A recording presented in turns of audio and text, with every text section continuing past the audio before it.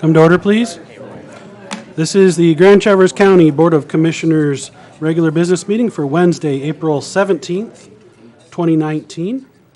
And we're going to start with invocation. Commissioner Jewett, this is your rotation. Yeah, I have Pastor Tim Manzer from New Hope Community Church today doing our invocation. Great. If you'd step right up to the podium there.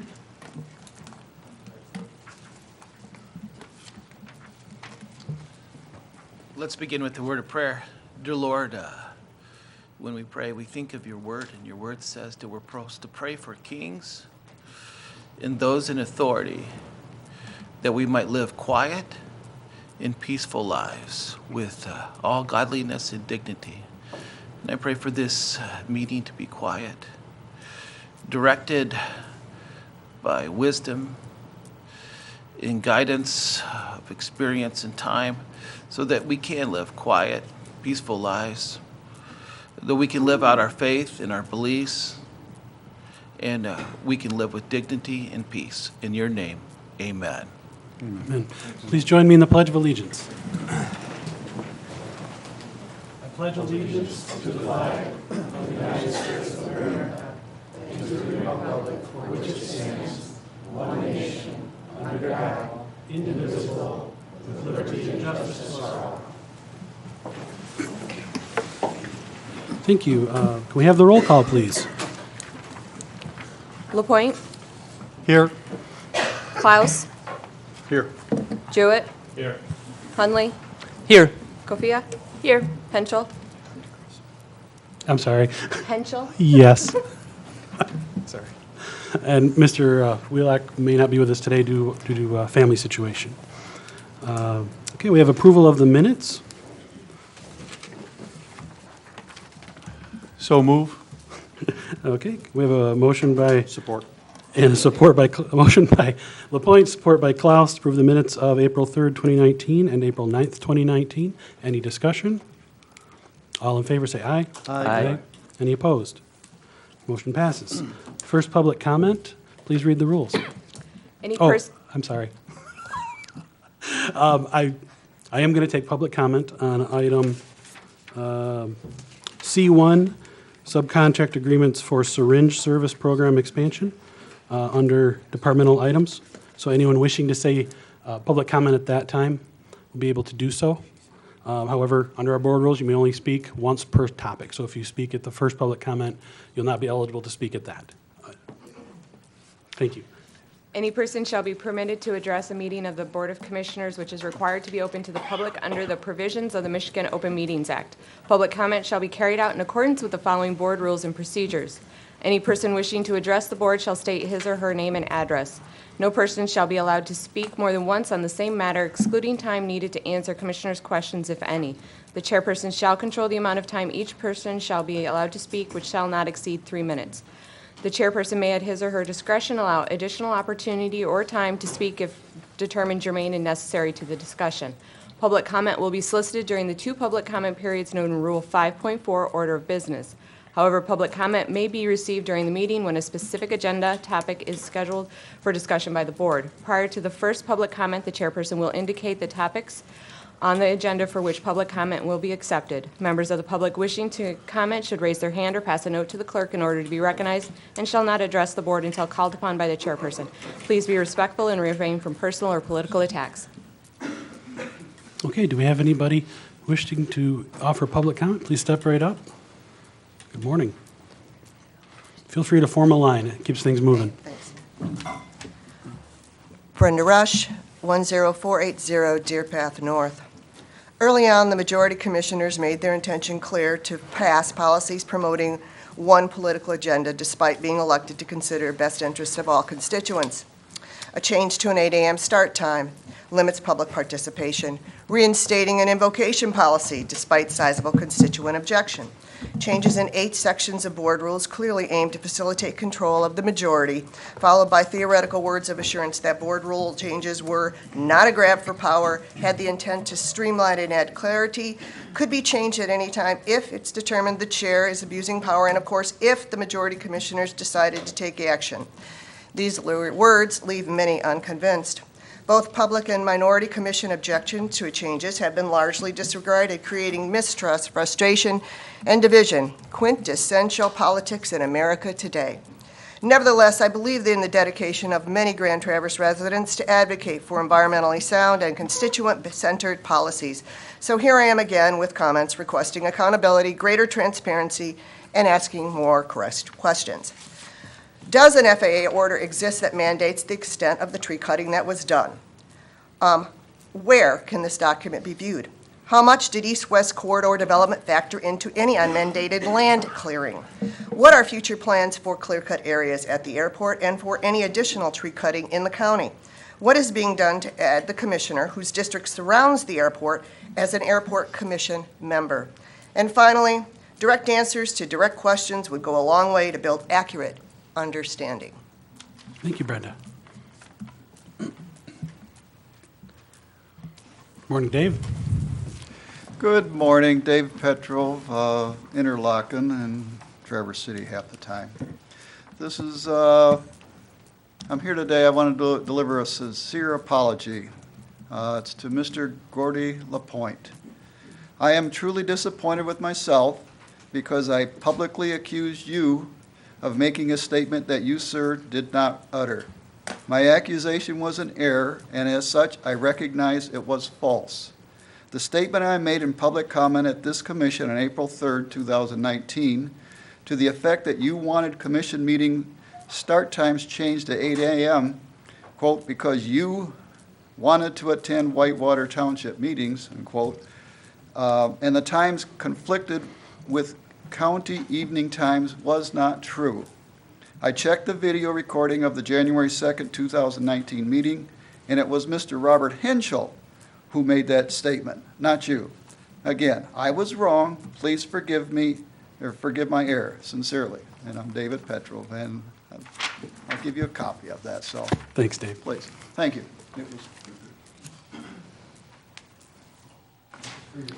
Good morning. My name is Sylvia McCullough. I'm at 20359 Douglas Road, Interlochen, Michigan.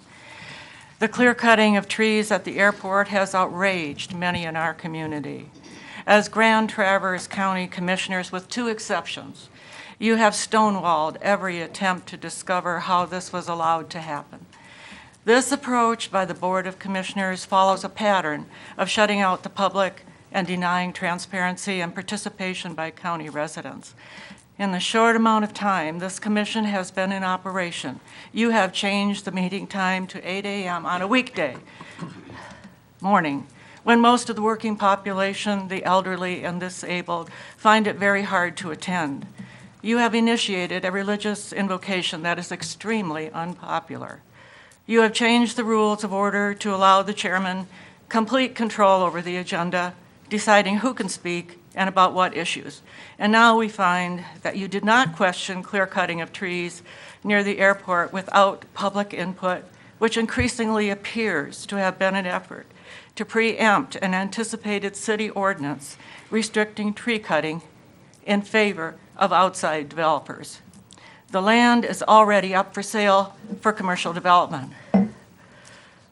The claims that this clear cutting was done for airport safety is spurious and disingenuous at best, as no FAA order to cut the trees has been produced and likely does not exist. The accident where a bird went through a small plane windshield occurred 10 miles away from the airport by a loon, which is a water bird, not a nesting bird. Much else has been unearthed concerning citizens that further undermine the Airport Commission's dubious claims to have acted in the interest of public safety. If this commission wants to regain the respect and trust of this community, which you have lost through your recent egregious actions and underhanded shenanigans, you need to apologize to the public, correct your behavior, and make meetings easy to attend, and drop the invocation. Thank you. Thank you, Sylvia. Good morning. Morning. I'm Carol Shekra, 1863 Caspian Lane, Traverse City. And I have the same question that many, many citizens have regarding the tree cutting at the airport. Was a scientific study done prior to the tree cutting? I've been out of state visiting grandchildren, and maybe this tree study, the study was done or produced while I was gone. Has it been produced? Such a study would have determined risk factors related to small songbirds that lived in the former woods potentially being replaced by larger birds, such as more geese, lots of gulls, even starlings, that pose even a bigger potential danger to aircraft. Some of the larger bird species seem more likely to hang in open areas. An interlude in my personal life, I lived along Lake Ontario, about less than a mile from the lake, just as the airport is approx that distance from our bay. And I'm telling you, the seagulls loved open tarmac or whatever, open cement. It was like seagull convention at certain times of day. Maybe we need 2 pipers there. What's been made clear is that not enough people understood what was coming. They were taken by surprise. Some people's lives have been changed, and suddenly they are drastically living differently. And their trust has been endangered. For all that's happening regarding the tree cutting at the airport, in an effort to work toward public trust, several people are suggesting the following action. The county could fill in the devastated area with solar panels at strategic locations in the formerly wooded area. Potentially, this would result in the airport getting its entire electrical energy from renewable, sustainable source that would possibly be quite a monetary savings. And even better than that, solar energy is a forward-thinking source of energy that can work toward the greater good of Traverse City area citizens. Also, it would be a good start in regaining public trust. Placing emphasis on renewable energy would demonstrate a true effort to do something that is good for the public, good for our children and their children to come.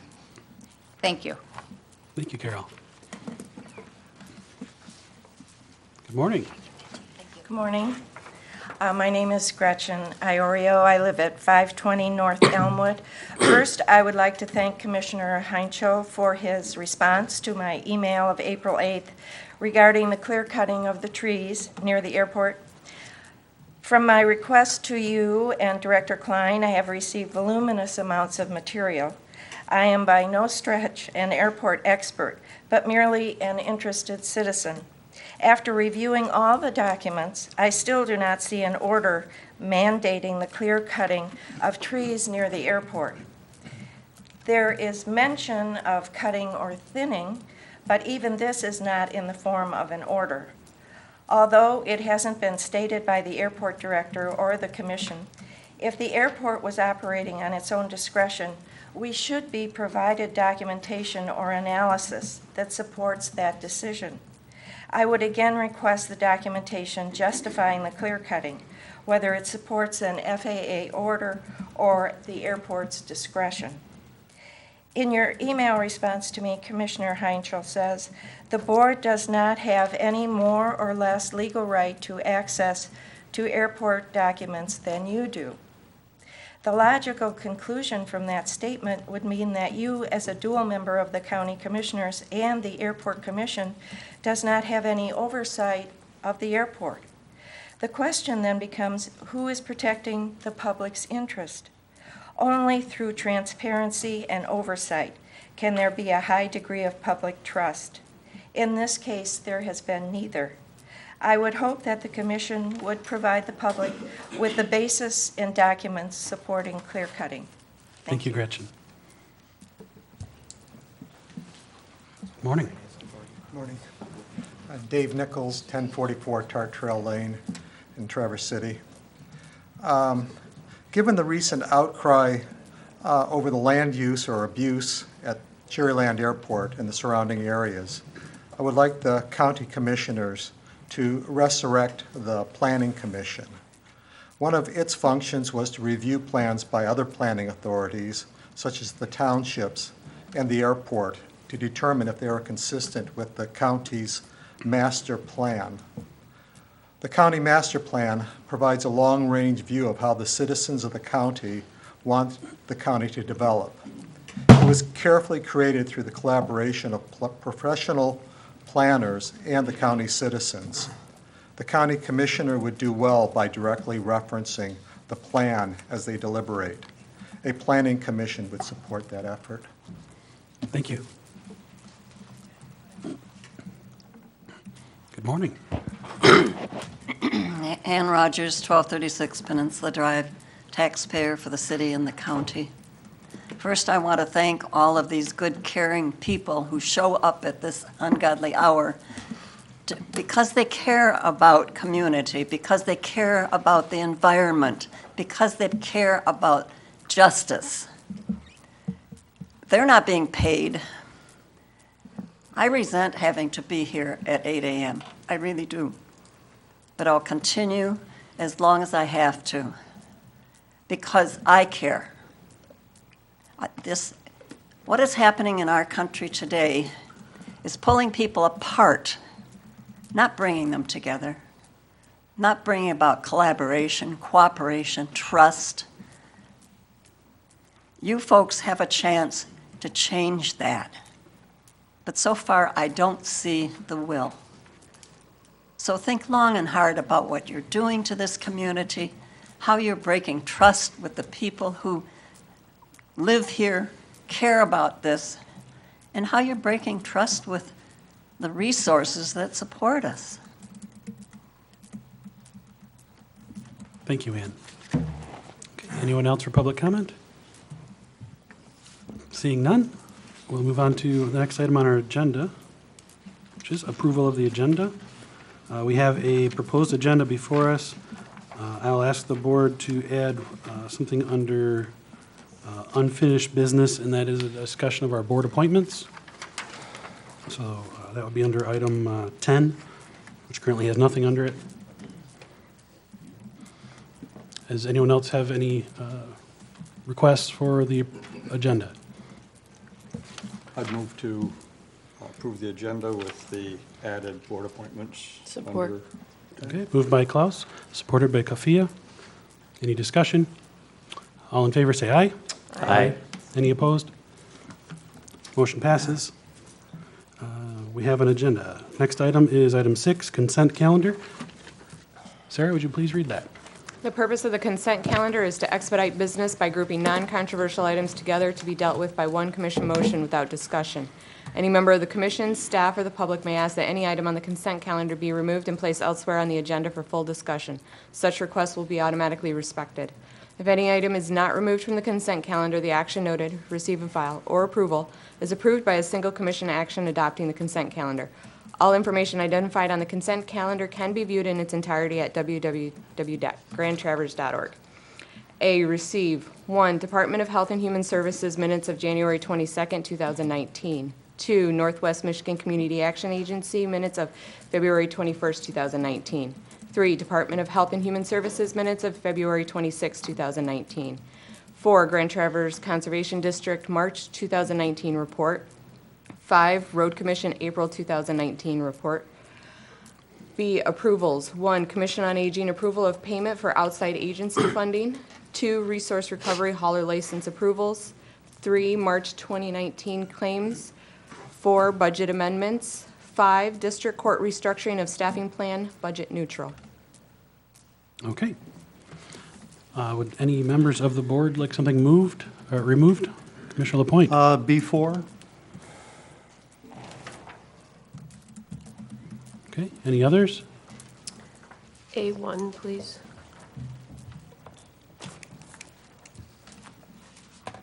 Okay, we have A1 and B4 removed. Any members of the public wish to have anything removed from the consent calendar? Okay, seeing none. Anything else? Last chance? All right. We'll entertain a motion to approve the consent calendar with the exceptions of item A1 and B4. So moved. Moved by Kafia, Second. supported by Klaus. Roll call vote, please. Klaus? Yes.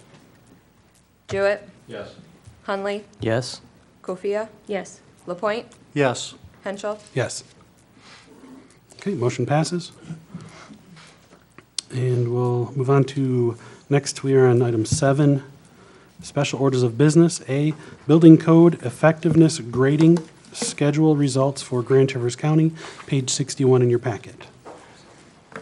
Good morning, Commissioners. Wanted to bring this to your attention. Our construction code office had recently gone through an insurance services office review, and their ISO rating came back at a 2 for commercial and a 3 for family and residential, those are very good ratings. When I spoke with Mr. Ramay of our construction code office as to why the difference in the residential, apparently there are some national standards for fire. I think Mr. Lapointe has some pretty extreme experience with the ISO rating, and I do not, but there's a national fire rating requirement that Michigan does not adhere to. So Bruce said that this is pretty well the best that they could have expected. So good news for our area, our construction code, and there are insurance incentives to developers and contractors apparently for them having this ISO rating. So we were hoping to have Bruce here to give a presentation, but I know there is information later on in your packet that he has presented to you for your review. But I wanted to congratulate our construction code office for their ISO rating. Wonderful. All right, any comments? Okay, moving on. You should note that 2 is good. The lower the number, the better. Yes, I'm Lower sorry. is better. Yes, Okay. 1 is great, 10 is bad. Yeah. All right, which is thank odd. you. All right, we're in item 8. Items removed from the consent calendar. We'll take them in order as they appear on the consent calendar. The first one is A1, Department of Health and Human Services minutes of 1/22/19, page 9 in the packet. Commissioner Kafia had asked that to be removed. Yeah, so this is just, I believe this would be page 10 of the packet under new business, A, and the second bullet point references under personnel. MYOI, Michigan Youth Opportunities Initiative, will be transferring to Disability Determination Services. I did reach out to the administrator to just inquire about that. I have some, just what that means. I have some knowledge of the Michigan Youth Opportunities Initiative. I'm not sure if everybody's aware, but all of my impressions, great program working with our youth in foster care, working with them as they're aging out of the foster care system, to make sure that they're having successful outcomes in housing, education, employment, community engagement, and health. I've just interacted with that program here locally. I know it's a really great one, and so I wanted to find out what that move is and what that might mean for the program. So any word, I'm assuming maybe no word back yet from DHHS? I left a message for the executive assistant of, is it Chris Leroy? Okay. I think she's our local DHHS director. She was out of the office yesterday, but I did leave a message for her, and I've not received any information back. Okay, so I'll just, I guess, loop back with you. But again, just wanted to express, great program, and I'm hoping that we see it continue. As soon as I get information, I'll bring that back. Great. Great, thank you. Do we have a motion to receive and file? Motion to receive and file. Moved by Kafia, supported by Jewett. All in favor, say aye. Aye. Any opposed? Motion carries. Item B4, budget amendments, page 55 in the packet. Commissioner Lapointe. Okay, there's a handful of them in there. The one I'm particularly concerned with is on page 58, which is the $200,000 note that was issued for the Cass Road drain project.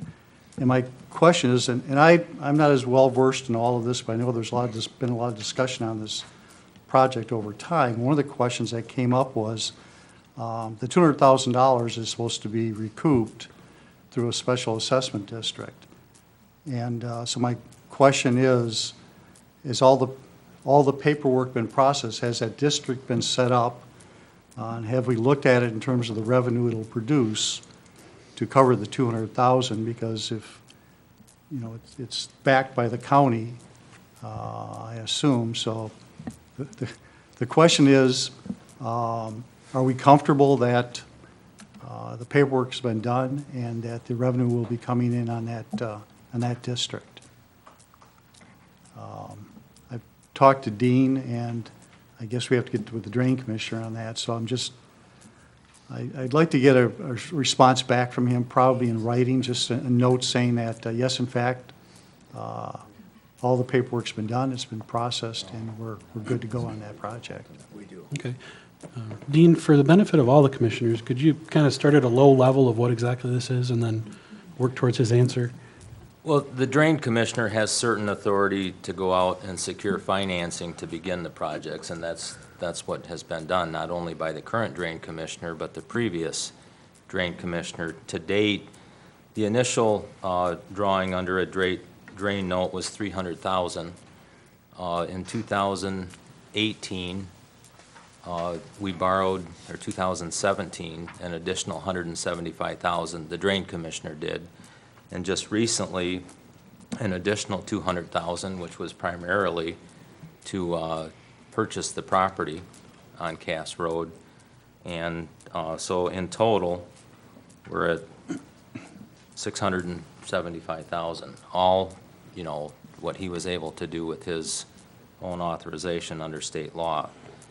I had talked to the drain commissioner when I received your email, and I asked the drain commissioner to get with you directly. I don't follow that project on a regular basis. I have attended a few meetings, but I do know that the drain district has been expanded.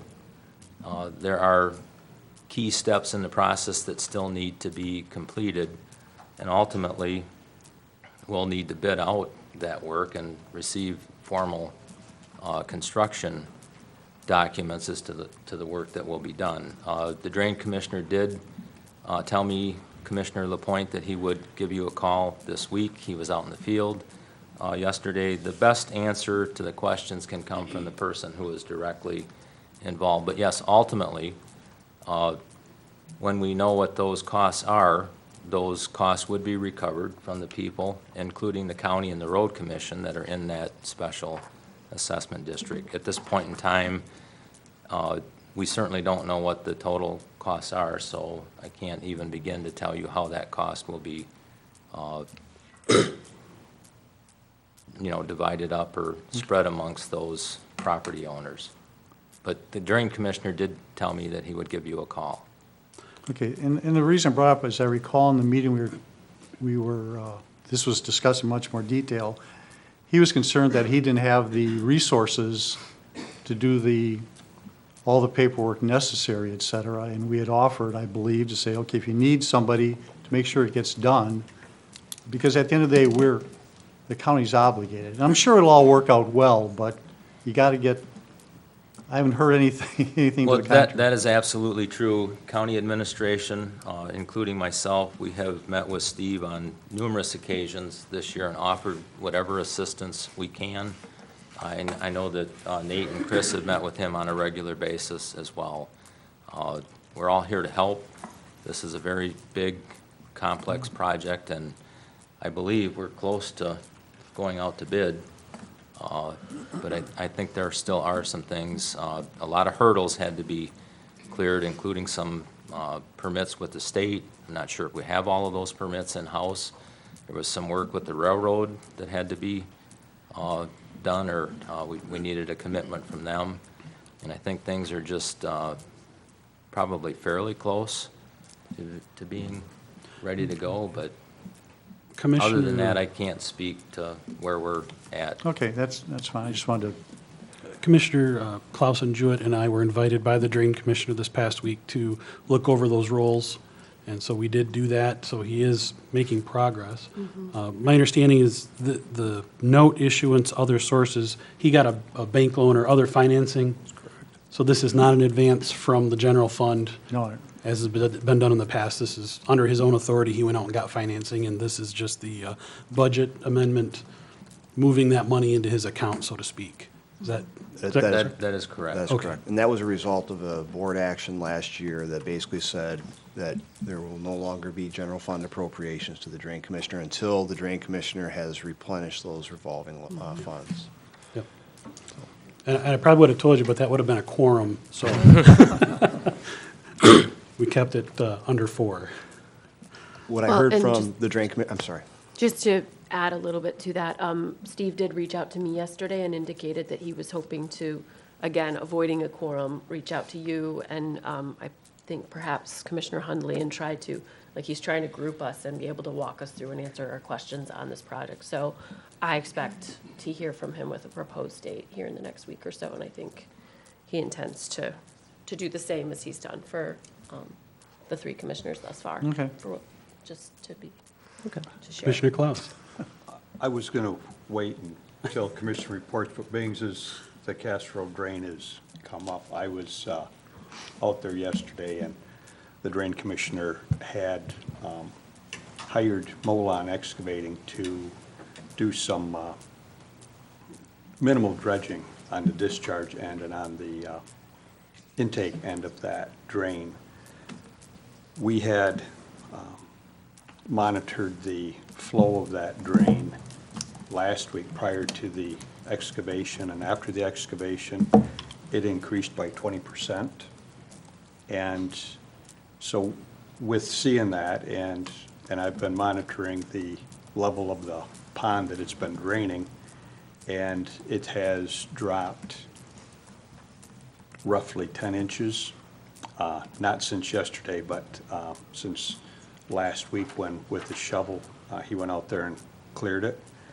So, and I've stated before, I questioned the need for the road work and the storm sewer, but regardless, that is the drain commissioner's prerogative to continue with that. That's his job, and he can take whatever direction he sees fit. And Spicer Group, who is the engineering firm that's working on that, has acquired to date, not that they've been paid entirely, but they have $495,000 that of work that has been done by Spicer for that. And I just, I guess I'll be monitoring the rains coming up this next couple of weeks and see how bad the floodings are down there with the existing drain that's opened up, and hopefully the people in that drain district will get their money's worth when they are presented their 20-year tax assessment for that drain come this December, so. Okay. Do we have a motion to approve the FY 2019 budget amendments as presented? So moved. Moved by Hundley. Supported by Jewett. All in favor, say aye. Aye. Thank you. All opposed? All right. Motion passes. We move forward on the agenda to item 9, departmental items. Commission on Aging approval of contract for Coast Bus, page 111 in your packet. Good morning. I'm Cindy Kinlan with the Commission on Aging. So transportation is important for all of us, regardless of age. But when someone loses their ability to drive, it's more not about just how you're going to get somewhere. It's really about losing your independence. Concerns about medical issues, how you're going to get to doctor's appointments, how you're going to eat. The Commission on Aging has been working on transportation issues for 25 years. In 2009, the board actually they started with a number of volunteer programs. They were very difficult to sustain and challenging to coordinate.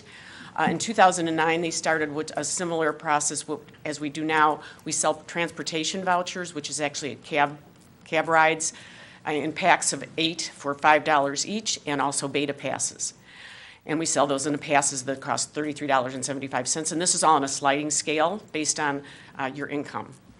In 2011, the COA advisory board decided to drop the transportation because of budgetary concerns, but it wasn't even 6 months later when an anonymous donor gave $40,000, and they cited it especially for transportation.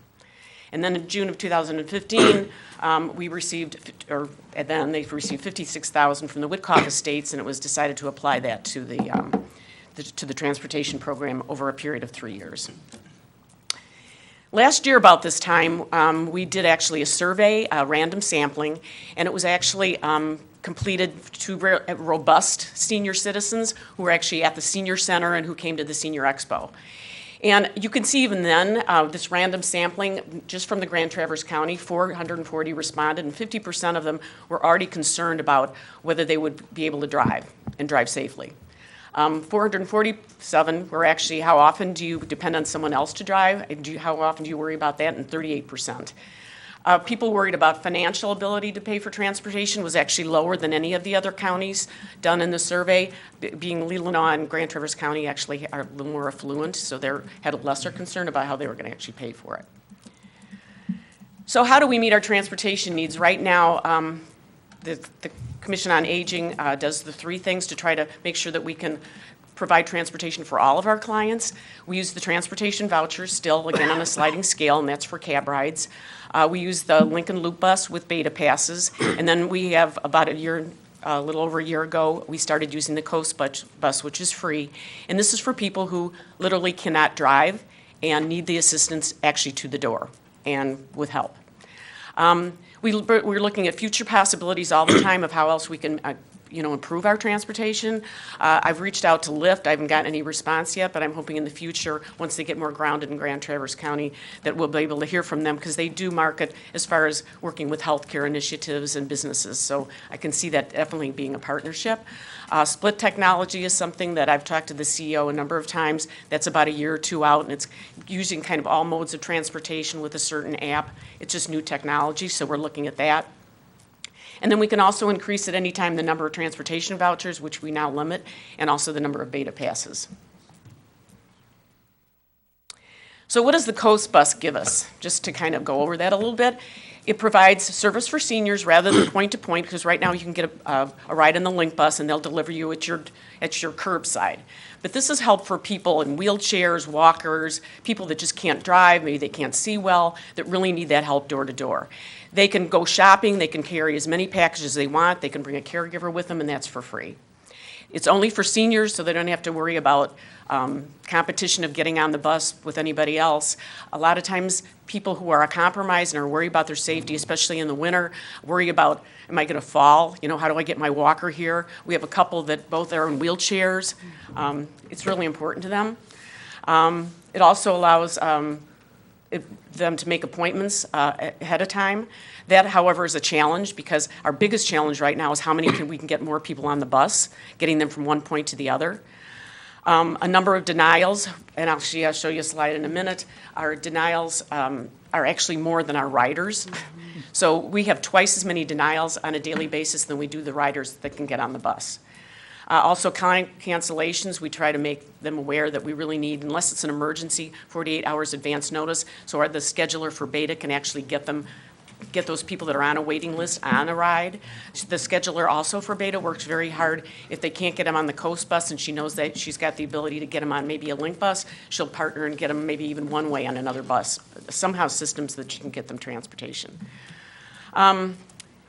Beta has increased the fees because of their costs by 13% effective May 1st. So that's a challenge. And then their fiscal year starts in October 1st, so it will increase another 3% at that time. I included this just so that you could see the number, and this is just in the last quarter. I thought for sure when people started getting denied rides that they would just they would just forget about it and not even try to get on the bus, but that hasn't happened. In fact, I talk frequently to the scheduler, and people literally set their alarms, and I've also talked to the people who are denied rides, and they set their alarms at like 5 o'clock so they think they'd be the first person to get on the phone and get that ride on the Coast bus, and they haven't stopped. They're still calling. Again, one week we had 72 people denied, and only 25 people got a ride in the bus, which is why we're leaning towards we'd like to add extra days. And of course, there's a cost. So in 2018, that's the only 1 year that we have for cost data, and how much it cost us and how many people rode the bus, that kind of thing. So we had put in the budget that's our budget for 2018 as you see it. It was $64,000 allocated for the cab transportation, $12,000 for the Beta passes, and $40,000 for the Coast bus. We spent a little bit more on the Coast bus, not much. Advertising, we had 2 shrink wrap buses for $4,200 for the whole year.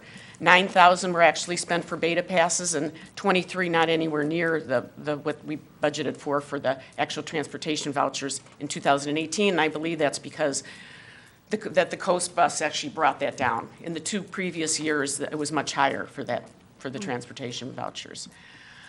So revenue, we do get some, because again, we charge in a sliding scale, so maybe between 15 to 18% of the cost is actually absorbed by the sliding scale fee. As you see, that's the $36.14 for the transportation vouchers and $1,686 for beta passes were actually paid by our clients. Nothing for Coast at this time. That doesn't mean we can't change that. So the cost of the revenue is actually just minus that. We look at unduplicated clients. 219 actually rode the cab, 145 beta passes, and we have 175 Coast riders unduplicated. So we looked at units of service. We know for sure we got 2,524 rides out of the Coast bus one way last year in 2018. The other 2, it's a little bit hard to discuss because the 657 stated here is actually groups of 8 and transportation vouchers, and then how far do you go? We do know from the cab company that, say, a general ride of 5 miles costs about $15 in the cab. And then the beta passes are $1.50 or they're $3 a piece. So looking at that as how we kind of wrapping it around my head, I tried to think of how much it would cost me to get from point A to point B, and generally the average cost was $15.94 to go one way in Traverse City in 2018. So looking at projected costs, if we decided to leave it at 3 days, the costs would be $48,000. We actually budgeted this year appropriately for $48,000 for transportation vouchers, $18,000 for beta, and $56,000 for Coast, thinking that we were going to amp it up to just 4 days a week, not realizing at that time that it was going to be 13% increase. So projected costs in 2019 would be $45,974. Again, part of the year has been, we haven't had to pay for that increased cost. And then looking at that as a one-way cost, we looked at it as $18.21 one way. That cost in 2020, when we really see the whole amount of that increase, it'll be $49,360. And thinking of it on a one-way cost, it'd be $19.56. Now, if we increase it to 4 days a week, the 2019 projected cost would be $54,968, and then the 2020 cost would be $65,932. For 5 days a week, as you can see, it's $58,760. 2020 would be as much as $82,504. Thinking of that one way, you're going from a cost which started out at this year for $15.94, it would go up to $19.61. So is that too much to pay for one way?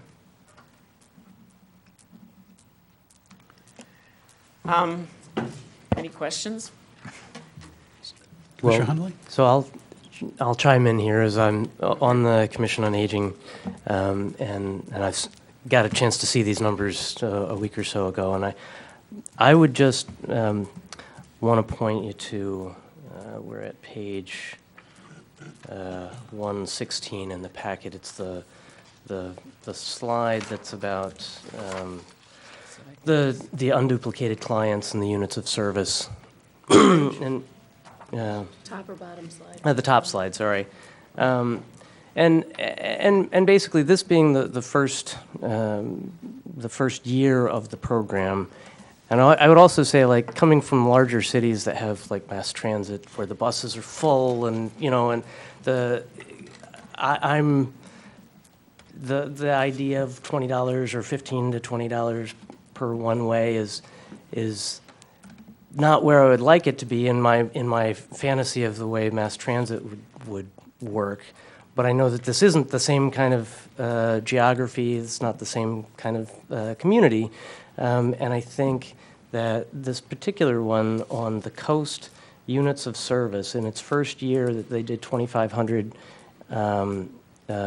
units on 175 unduplicated clients, what that's saying to me is that this new program, it has somewhat fewer clients maybe than the cabs, but it's getting used over and over again. The people that are using it are really finding this a valuable service.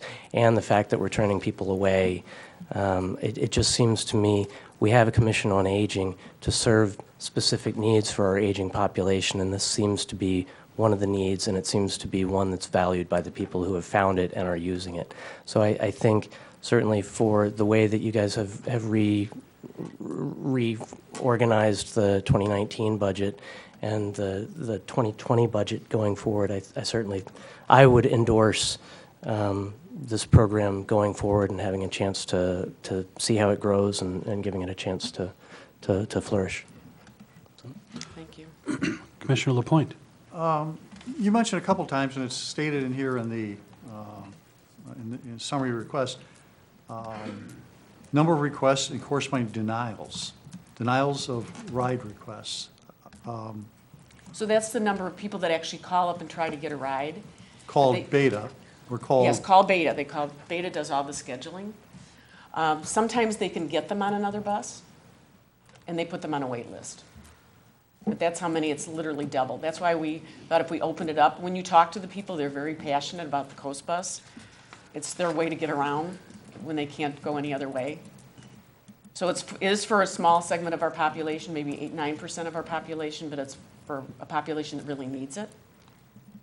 So you look at the average cost too per client. I mean, it's obviously more, $229 a year for each client right now if we can't get any more people on the bus. If we, that many people could only get on the bus 3 days a week. Costing that much, is it worth it? I really think it's worth it. Okay. I don't know much about Beta and the bus system. I see the buses going around town. So denials, I see a lot of buses riding around empty. What's the typical reason for a denial? Well, simply they can't get the bus to come and pick them up at the time they need to be somewhere. That's the whole reason. Okay, And again, the scheduler from Beta will try to get them on another bus if she knows that they're able to get on another type of bus. A lot of people can get on a Link bus, some people cannot. So some people can only get on the Coast Bus. Okay. They're limited. Well, so that's why we're hoping. Anyone else? I've already spoken, but yeah. We'll take our turn. I'll just say this is something that the voters had voted for, the Commission on Aging millage. This is a service that the voters said they wanted, and we're trusting staff to provide that in the most efficient way they can, and this is what they're proposing. I am excited to see where we go in the future with Uber and Lyft. I've used that service traveling in other cities, and I've always had extremely positive experiences with those services, and hopefully down the road there's be a little more cost-efficient method, but for now this seems like the Commissioner Klaus? The denials, is that you're denied on the Coast Bus? Just denied on the Coast Bus. That doesn't mean that some of those people. But doesn't mean you didn't get a ride on the Link Bus? Yes. Okay, thank you. Or some of those people might end up using our transportation vouchers. We know that a number of people use all the modalities, so if they can't get on the Coast Bus, they might have to use a cab. Okay, thank you. All right. Commissioner Hundley. Thank you. So two things. One on, the buses are door-to-door versus the fixed routes, right? And so one of the challenges that you have is you have two buses, I guess, that are specific to Coast, and you're trying to coordinate them to get all the way around the county in the most efficient manner to still be able to pick up everybody who needs it.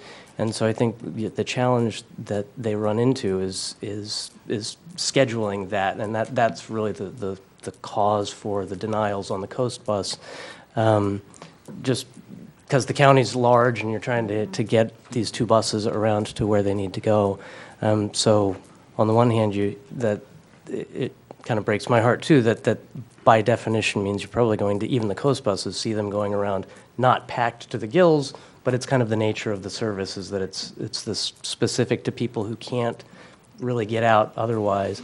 And the other thing that Cindy had mentioned at the COA meeting is that the population in question versus using some of the other services that would be more cost effective, there really is a value at that point in a person's life to having the same driver show up at their door every time, and so that is another value that I think it's hard to quantify, but I think it's an important thing. So. Any other questions? Okay. I met with Cindy a couple weeks ago about this, and we had a very good discussion about the need for the multimodal transportation for the seniors and those that are at need. She did a very good job with the presentation, but I want to point out that this is within your budget, correct? Yes. There is no That is absolutely additional general fund allocation for this service, and as Mr. Henschel has said, the voters approved the millage to provide services to the seniors, and I think that Cindy is very willing to do what she can to provide those services at the best cost possible. In fairness, I attended a presentation where I saw something called Split. I called Cindy and I said, this may be something that we can use. It's a coordinating service of all types of transportation, and she jumped right into that and recognized that that is not something that is applicable to Grand Traverse County just yet. So she is aware that in the future there may be lower cost options for this type of service. So thank you for that. All right. Great. Do we have a motion to approve? Motion to approve. Support. All right, moved by Kafia, supported by Hundley to approve the Coast Bus contract with Beta for the terms outlined for 2019 and 2020. Any further discussion? All in favor, say aye. Aye. Any opposed? Can I ask a question? Motion passes. Does that include the 4 and 5 days? Addendum? That's the 5-day. That 5 days is the addendum. contract with Beta for the terms For 5 outlined. days. For Okay, the 5 days, great. yeah. Thank you. That was the motion. Okay, thank you very much. Thank you. Thank you. Thank you. I think I'm next, so. All right, next item on the agenda is approval of equipment maintenance contract with Lark Lawn and Garden, page 124 in your packet. Take it away. So we mailed a number of RFPs out to a number of vendors, and we also put it on Mitten for 3 weeks, and we put a legal notice out for 2 days. We only had one response. It was from Lark Home Maintenance and Lark Lawn and Garden. And they've been providing a service for the last 4 years, so the contract did go up a little bit, but not too much, so it's pretty much the same. We get a 3% discount, and it's now $70 an hour versus the $65 it was last year. Okay. And we'd like you to approve that for 2 years. All right, Commissioner Klaus? Cindy, does that stop you from taking your equipment somewhere else? I mean, We pretty much take it to the same place unless they can't service it for some reason. right, but this contract doesn't stop you from going to No. any other mechanic in town? No, it doesn't, but we generally use them. Yeah. Okay. Is this contract necessary? Yes. I mean, the service is Well, obviously we're trying to, necessary. yeah, we're trying to Is this- minimize our costs. The question, okay, the history of this is the owner of Lark Lawn and Garden used to be a county commissioner, and so this was always brought before, and it was, a very transparent process. That person's now passed away. His family now owns it. They have no connection to the county other than this that I'm aware of. Is this something we need to keep doing in this fashion, or is this just something that was done long ago, we keep doing that we don't really need to do? So that's my question. The short answer is yes. Okay. The contract amount is $15,000 a year. That takes us above and beyond what our procurement policy allows for a given expenditure. But, there are, I guess I could work with Mr. Bott to determine if we can, this is not necessary, so to speak. The per service is not more than $10,000. The per service of a lawnmower or a snow blower is going to be much, much less than that, hundreds of dollars at the most. So an independent review of that would be necessary, but I don't think we don't need a contract. Okay. Commissioner Klaus? So if we denied this, it would not stop from getting equipment repaired? It wouldn't, but what it would do is if there is a situation where there's a major repair that took it above a certain threshold, we would have to go get 3 quotes. Per our policy, you'd get a quote for the service, and that puts the guesswork on Cindy and her staff to say, is this going to be subject to 3 verbal quotes, 3 written quotes, purchase order? The contract allows them that flexibility to say, you're going to have this contract for 3 years, and we're going to come to you for all of our services. So it does lock in a rate. And so there are advantages to having the contract, but is it absolutely necessary? No, it's not. So would they have to come in front of us if there was a $10,000 repair and not a $7,000 repair? Correct. I'd be concerned if we were spending $10,000 on No. a piece of lawn care No, equipment. no question, We no spent question. we spent about a little over 9,000 last year. Yeah, there's, Not at one time on one piece of No, equipment. all, for the whole year for all the equipment. but- Correct. We budgeted this year for 15, but we're, But this contract doesn't operate in a vacuum, nor does the procurement policy. So if the sheriff's department vehicle is damaged to the point that that is a conceivable more than $10,000 repair, the concept is that we provide this, the contracts for sake of ease for the department, so they don't have to continue to go through the bid process and guess that there are fixes and needs that are going to fall within the procurement policy. So it's an easy fix for us to say we're going to have a contract with Lark Lawn and Garden. It's 3 years. We never have to think about it again. But it is not necessary. If there's a snow blower that breaks down and needs a new whatever, a chute repair, she could take that to any provider and have it fixed. All right. My recommendation for this item would be to approve the 3-year contract and let 2 year. staff work through the intricacies of the procurement policy specific to these types of contracts. It's 2 year. 2-year? 2-year. Okay. Commissioner Jewett.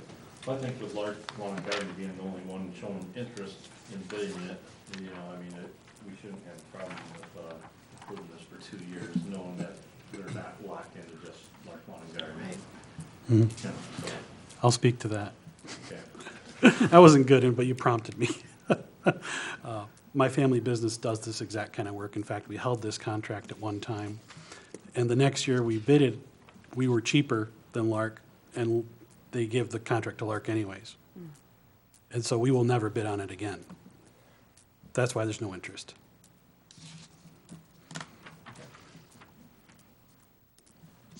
All right. What is the pleasure of the board?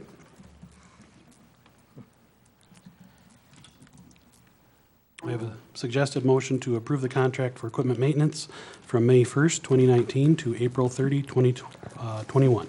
So moved. Moved by Kafia, Support. supported by Hundley. Any discussion? Just for curiosity, how long ago was this Yeah. a commissioner-owned business? Let's see, Larry Fleece was on the board 2014, was that his last? I think he died 3 years ago. Yeah. He was, before that, he was on the board probably 2012. Was it 2012 was his last I year? think so. Yeah, so it was 6 years ago. Thank you. And, excuse me, the issue of which you speak, how long ago was that? I mean, not That was 2013. 2013. Okay. All right. Just to understand like the ebb and flow of it. Okay. Well, thank you. Okay, any further discussion? Roll call vote, please. Jewett, Yes. Hundley, Yes. Kofia? Yes. Lapointe, Yes. Klaus, No. Henschel? Yes. Motion carries. Thank you very much. All right, we are on item 9B1, which is the Facilities Management Window Cleaning Contract, page 130 in your packet.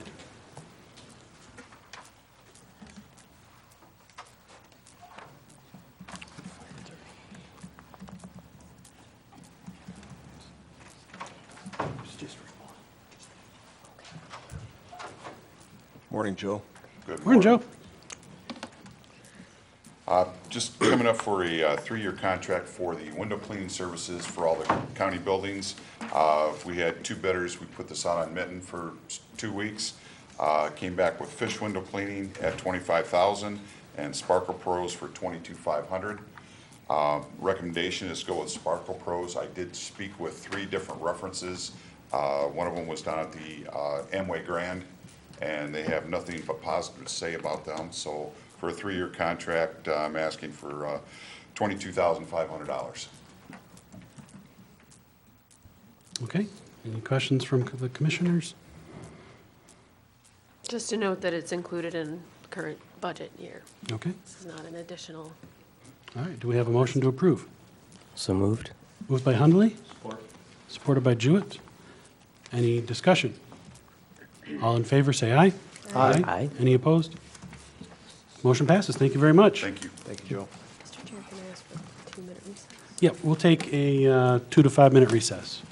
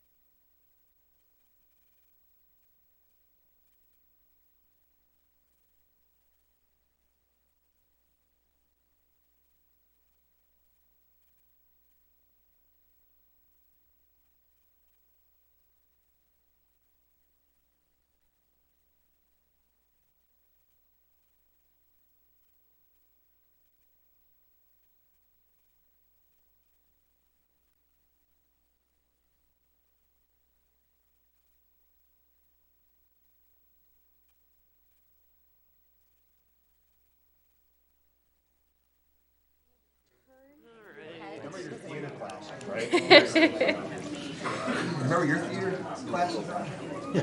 I never had theater. Every class was theater to me. That's right.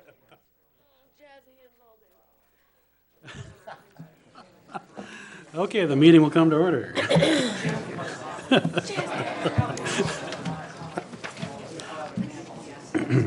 Okay, if you want to keep having conversations, you can step out of the room, please. We're going to continue with our meeting. We are on item C on the agenda, 9C1, the subcontract agreements for syringe services program expansion, page 132 in the packet. Good morning. Good morning. Morning. Wendy Hirschenberger, Health Officer for Grand Traverse County Health Department, and I have with me Jody Kelly, who's our Community Health Division Director and Deputy Health Officer. So here today, we received $50,000 worth of funding from the state, Michigan Department of Health and Human Services, to implement some harm reduction syringe service wraparound services. So what this means is the funding that we get, it's all state dollars.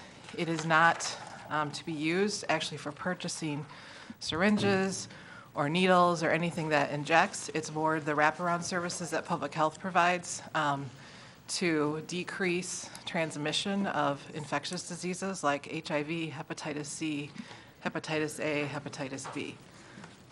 So this is our first year receiving the funding.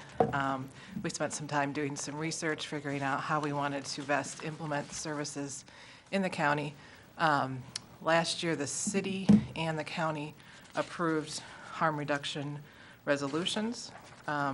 So what we have today is 2 6-month subcontracts with Harm Reduction Michigan and Addiction Treatment Services for them to provide direct community services. And then we will be doing the monitoring, the reporting, providing vaccinations for hepatitis A and B, helping to improve and increase the testing of those, and overall just looking to decrease the incidence and transmission of infectious diseases in the county. Okay. We did say we would take public comment on that. I'd like to do that at this time. And then we'll turn it over to commissioners for questions and clarification. So any public, step right up, make your comments if you have them. Again, this is a public comment limited to this one topic. It's only on this agenda item. Good morning, John Dispelder, Peninsula Township. I didn't have any prepared comments, but as reading this morning, I wanted to say a couple of things. First is, I think like a lot of us, when you think about having a kind of a program that deals with these kinds of issues, my first reaction was, oh, we have to deal with this kind of thing. And, I have to kind of work to get by that qualm I have about a program such as this. But in doing research previous to today and doing some lookups today, these programs work. And they make a difference in individuals' lives and in the lives of the people that are around them in the community. So my bottom line is I really support a program like this, and I would hope this would be authorized and go forward. Well, thank you very much. Anybody else?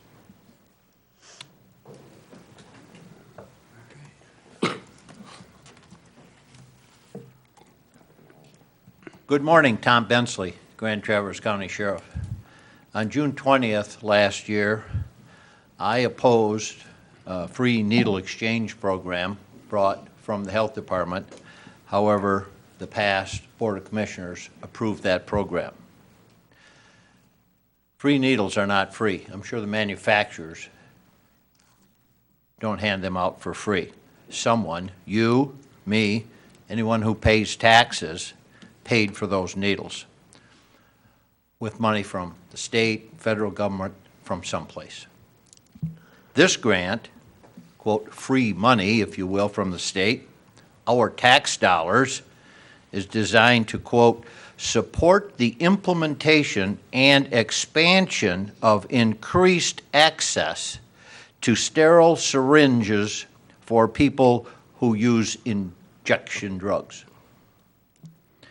The majority of these users are probably illegal drug users. This only serves to promote the safe illegal drug use. Law enforcement, the sheriff's office, is in the business of stopping illegal drug use, whether it's done safely or not. It's still illegal. Look at it this way. Would you spend $50,000 of the county's general fund money to support this proposal? It's the principle here. By approving this, you are endorsing safe, illegal drug use. If you approve this, I would ask, and will be asking, in the near future, for your support in doing our part to combat illegal drug use in Grand Traverse County. It's no secret that we will be requesting additional staffing to allow the sheriff's office to have a full-time interdiction team to, in part, address illegal, safe or otherwise, drug use in Grand Traverse County. If you support this effort, I would ask that you equally support ours. Thank you. Anyone else? Seeing I none? would just like to add 2 points of correction. The resolution never involved giving out needles. It just allowed for agencies within the county to do that. That is not something the health department has ever done, nor have we ever had funding to do that, nor does this grant address that. This is the first funding that has come towards that resolution. And number 2, the health department is in the business of preventing the transmission of infectious diseases. Okay, commissioners. Commissioner Jewett. Wendy, in the summary request there, it says funding cannot be used for needles, syringes, or injection equipment. Correct. Then 3 sentences down, it says, in addition to providing free sterile syringes and needles, syringe service programs provide safe disposal of needles and syringes. So we are or we aren't? We are not. Okay, so why does it say in addition to providing free sterile syringes and needles? Because our partners might be as part of their mission with separate funding. So how many of these needles in the last year since June has been handed out? We haven't handed any needles out. We haven't had anything. This is the first programming and funding that we've had to address this issue. So I guess I can ask, we have, You guys do take in dirty needles? we do not at the health Well, department, they're no. saying yes, you're saying no. Well, these are the 2 subcontracting agencies Not the health for the department. subcontracts here, so. Well, I guess I'm just trying to understand the summary request, because one side it says the funding cannot be used for it, but Well, that's a general description of syringe. If this was a full comprehensive syringe service program, that a lot of the other counties that have the full comprehensive programs, some of them do get additional funding from other sources, and they provide that service. We are not seeking to do that because we have community partners who already do that and have expertise in that. okay, if I recall on the June 20th, 2018 approval there, or it had said something that these departments would be exempt from the drug paraphernalia laws. So, we are, by approving this, contributing to drug paraphernalia. I don't know that I can answer, that's a very short-sighted way, I guess, to look at it. We're also contributing to not to safe behaviors and to not needles being out on the streets for the public or kids to come across. There's lots of things that this can do, and there's I guess I understand. we're certainly not trying to promote illegal activity. If that's what you're asking, that's not what we're attempting to do here, nor is it the mission of this. Well, I don't think that is your guys' attempt, but I think at the end game is that it promotes it and condones it. It also, there's research that shows that the more times people have touches with these organizations that provide these services, the more likely they are to get treatment and stop doing the illegal activity. Can I just clarify? So you're not handing out needles, so what's the No. money for? You need $50,000 to not hand out needles?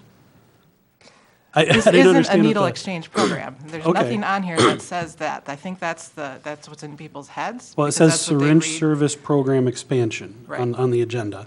So What are we it's- expanding it's then? outreach, it's education from the health department, it's providing vaccinations, it's getting people in to do testing of hepatitis C, hepatitis A. Do you want to talk a little bit more about what your service does? Okay. And I got Commissioner LaPointe next. Yeah, I'm confused on the same thing that was brought up about, in one sentence says that the grant doesn't allow you to hand out needles, but then 3 sentences down it talks about needles. When you're saying that the health department doesn't hand out needles, but are you subcontracting with somebody with the money who will hand out needles? So No, you're, none of this funding can go towards needles, injections, or anything pertaining to that. But the agencies that we are partnering, this is Pam Lynch from Harm Reduction Michigan, they have separate funding that they Okay. get from other sources, and they may. okay, so none of this 50,000 that you're getting from our tax dollars will go to what you're saying, directly or indirectly, to handing out needles. Now, if Not- they, as not- another part of their business or another Right. part of their service, you know, they're doing one thing for you in a tight guidelines and how that money's to be used, and it does not include needles. In another part of their business, if they're getting other funding, they may be handing out needles. Correct. Okay, just so I understand.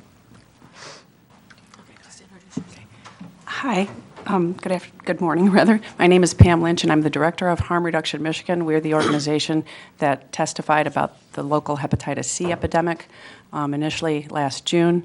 We are the organization that currently runs a syringe service program.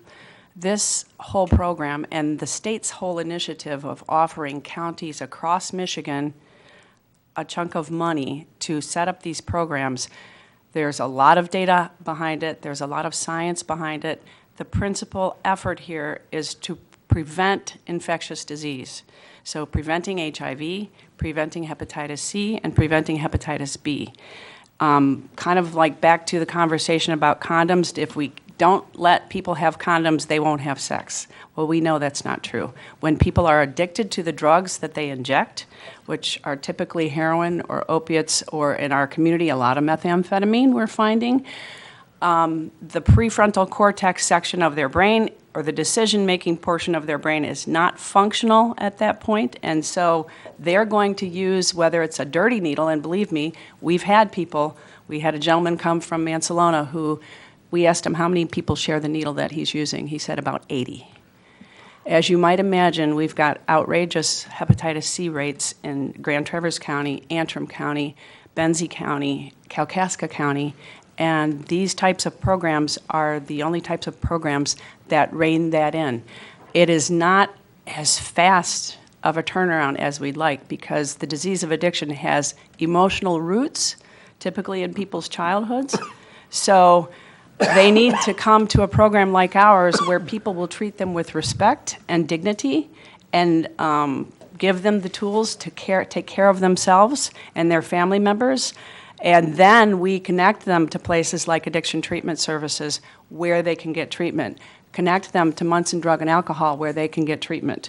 However, when a person doesn't care enough about themselves to even believe they deserve treatment, that's kind of where we're starting with a lot of these people. So the funding that we have that does pay for syringes is private foundation funding that does not come from the federal government or the state government.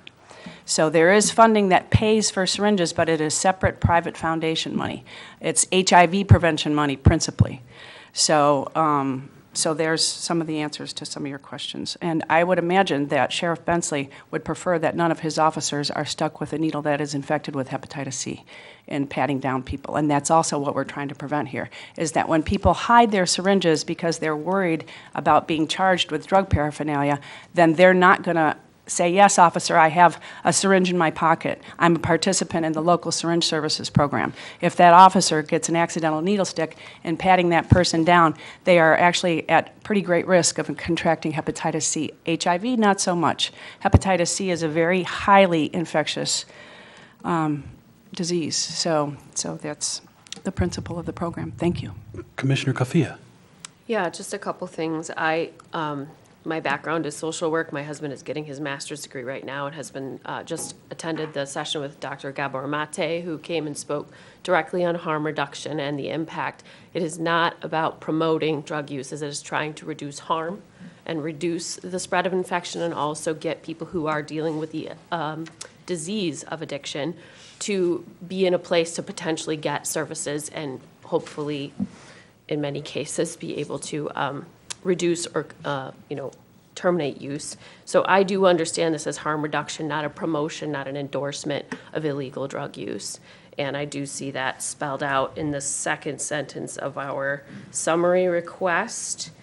Second sentence, the funding can be used for staffing, testing HIV, Hep C, gas, travel, mobile unit supplies, and testing kits, education, syringe disposal services, and outreach.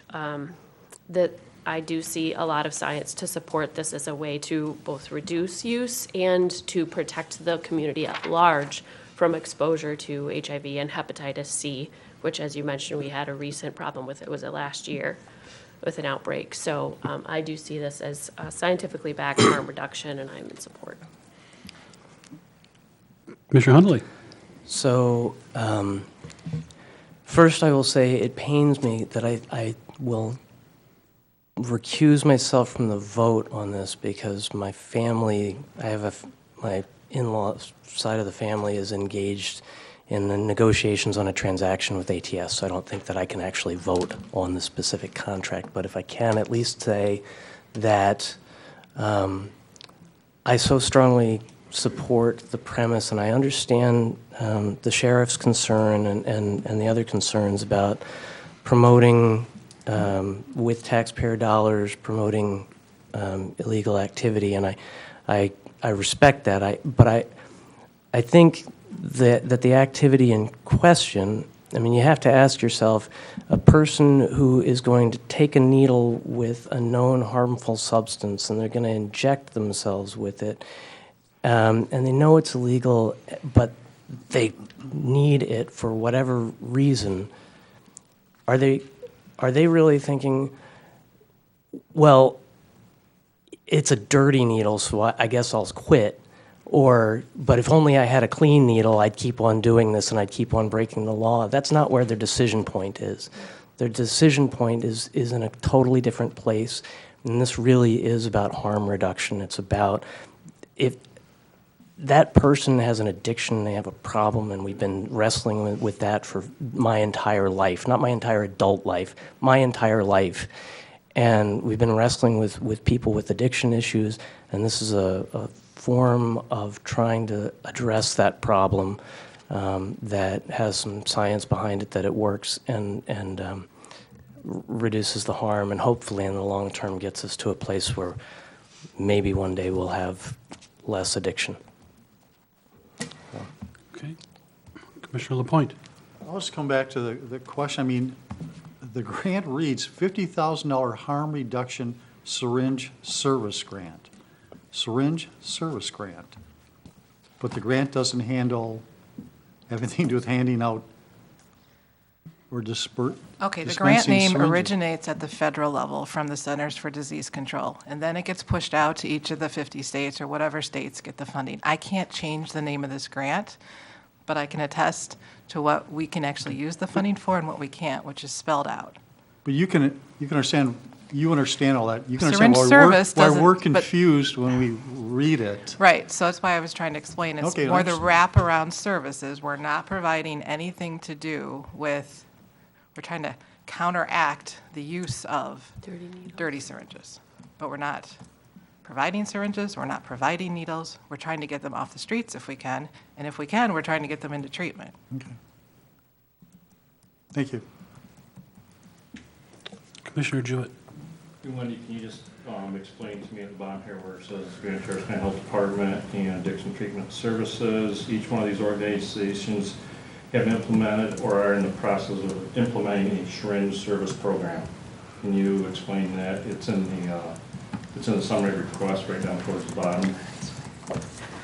So, hi, this is Jody Kelly. So one of the organizations that submitted a proposal for sharing these grant funds, Harm Reduction Michigan, already has a syringe service program. And Addiction Treatment Services has been in the process of launching. So that's the organization that, when this was written, hadn't yet launched. So $17,500 of this harm reduction grant will go towards implementing a syringe service program. The grant dollars can be used for education, staff support, the wraparound services, not for syringes, needles, or injection equipment. It's clear in the contracts if you look at it. It explicitly says what it cannot be used for.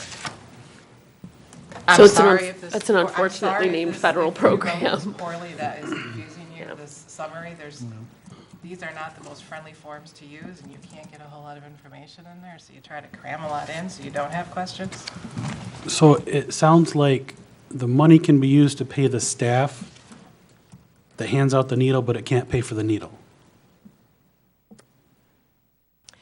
Yeah. Sure. Just say your name and where you're from. Hi, my name is Jackie Thomas. Excuse me, I'm with Addiction Treatment Services. I can tell you what we wrote in our proposal to the health department. We need money for staff training, we need money for HIV test kits, and we need money for recovery coach training. Because when these folks come in, we want to make sure that we're also exposing them to the option of treatment. It's not a condition for coming to our program, but they will get material in that. Does that answer your question about what the money's going for? All right, any other questions? Just, I know that we can't make the federal government do things differently, but I would love for them to refer to these in the future as harm reduction grants, because I absolutely appreciate the confusion in the way this is labeled, and I also appreciate that that does not originate locally or with these local and state agencies, so it's unfortunate, and I wish they would use more clear words. Commissioner LaPointe. Okay, I'm going to vote for this, and the reason is that the way I see it, the way I understand it now is, you could argue the point, should needles be provided or exchanged or whatever, and I understand the sheriff's position, and it's very much a moral question. But they're going to do that. They're going to hand out needles. They're getting funding to do that. What we're saying is the $50,000 we're going to give them is to be spent hopefully to when the people come in, they're not just given a needle, they've got additional funds that we're directing them to hopefully educate the people and point them in other directions, recovery programs, or to encourage them to look at alternatives than injecting themselves. So that's the way I've rationalized that, is saying that, and I'll have to trust them that the $50,000 will be spent in discouraging the use of drugs versus handing out needles. Okay. Would you like to move to approve? Move to approve the proposal before us that is labeled. Support.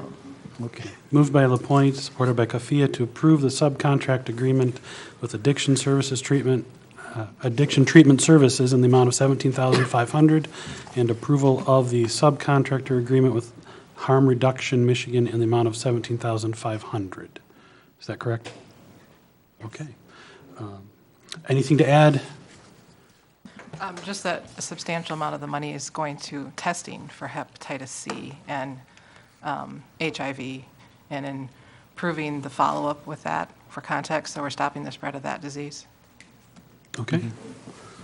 Commissioner discussion? That was just going to be my piggyback. I agree with Commissioner LaPointe, and I would just add, basically, I see this as a really key piece of helping protect the community at large who is not using injection drugs from the spread of very dangerous diseases, including Hep C. I and can tell you HIV. every week I get a report of all the communicable diseases in our county, and the background norm always has about a half a sheet of hepatitis C, dog bites, and chlamydia.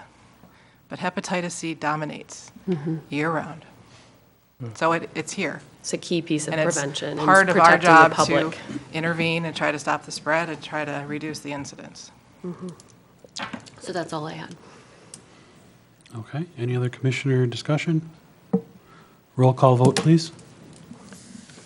Hunley? Abstain. Oh, that's right, sorry. Kofia? Yes. Lapointe? Yes. Klaus? No. Jewett? No. Henschel? No. Okay, motion fails. Thank you very much. We are on item 9D, Administration Municipal Employee Retirement System MERS. Item A, Unfunded Pension Obligation Payment Policy, page 167 in your packet. Good morning again, Commissioners. As you know, on the date of our equalization meeting, the board directed staff to prepare a MERS pension obligation funding policy, payment policy. We did that. We provided you, and that was supposed to be based on a 6.75% assumption of annual rate of return, roughly equivalent to $6.5 million, $600,000 over and above our current required payment of $5.9 million to MERS. We constructed that document and provided to you that document in your packet. Since then, we have engaged in quite a bit of conversation about is that sufficient, and I would yield to Commissioner Lapointe if he so chose to lead the discussion this forward, because he has brought up some very intriguing and interesting points about his observations of the policy. Okay. First of all, I don't expect everybody to read through it, but I've given you a document of some research I've done on what some of the forecasts of what balance funds and what the equity market's going to do over the next decade, which is critical because a large part of the MERS debt that gets serviced is based upon the return on our investment.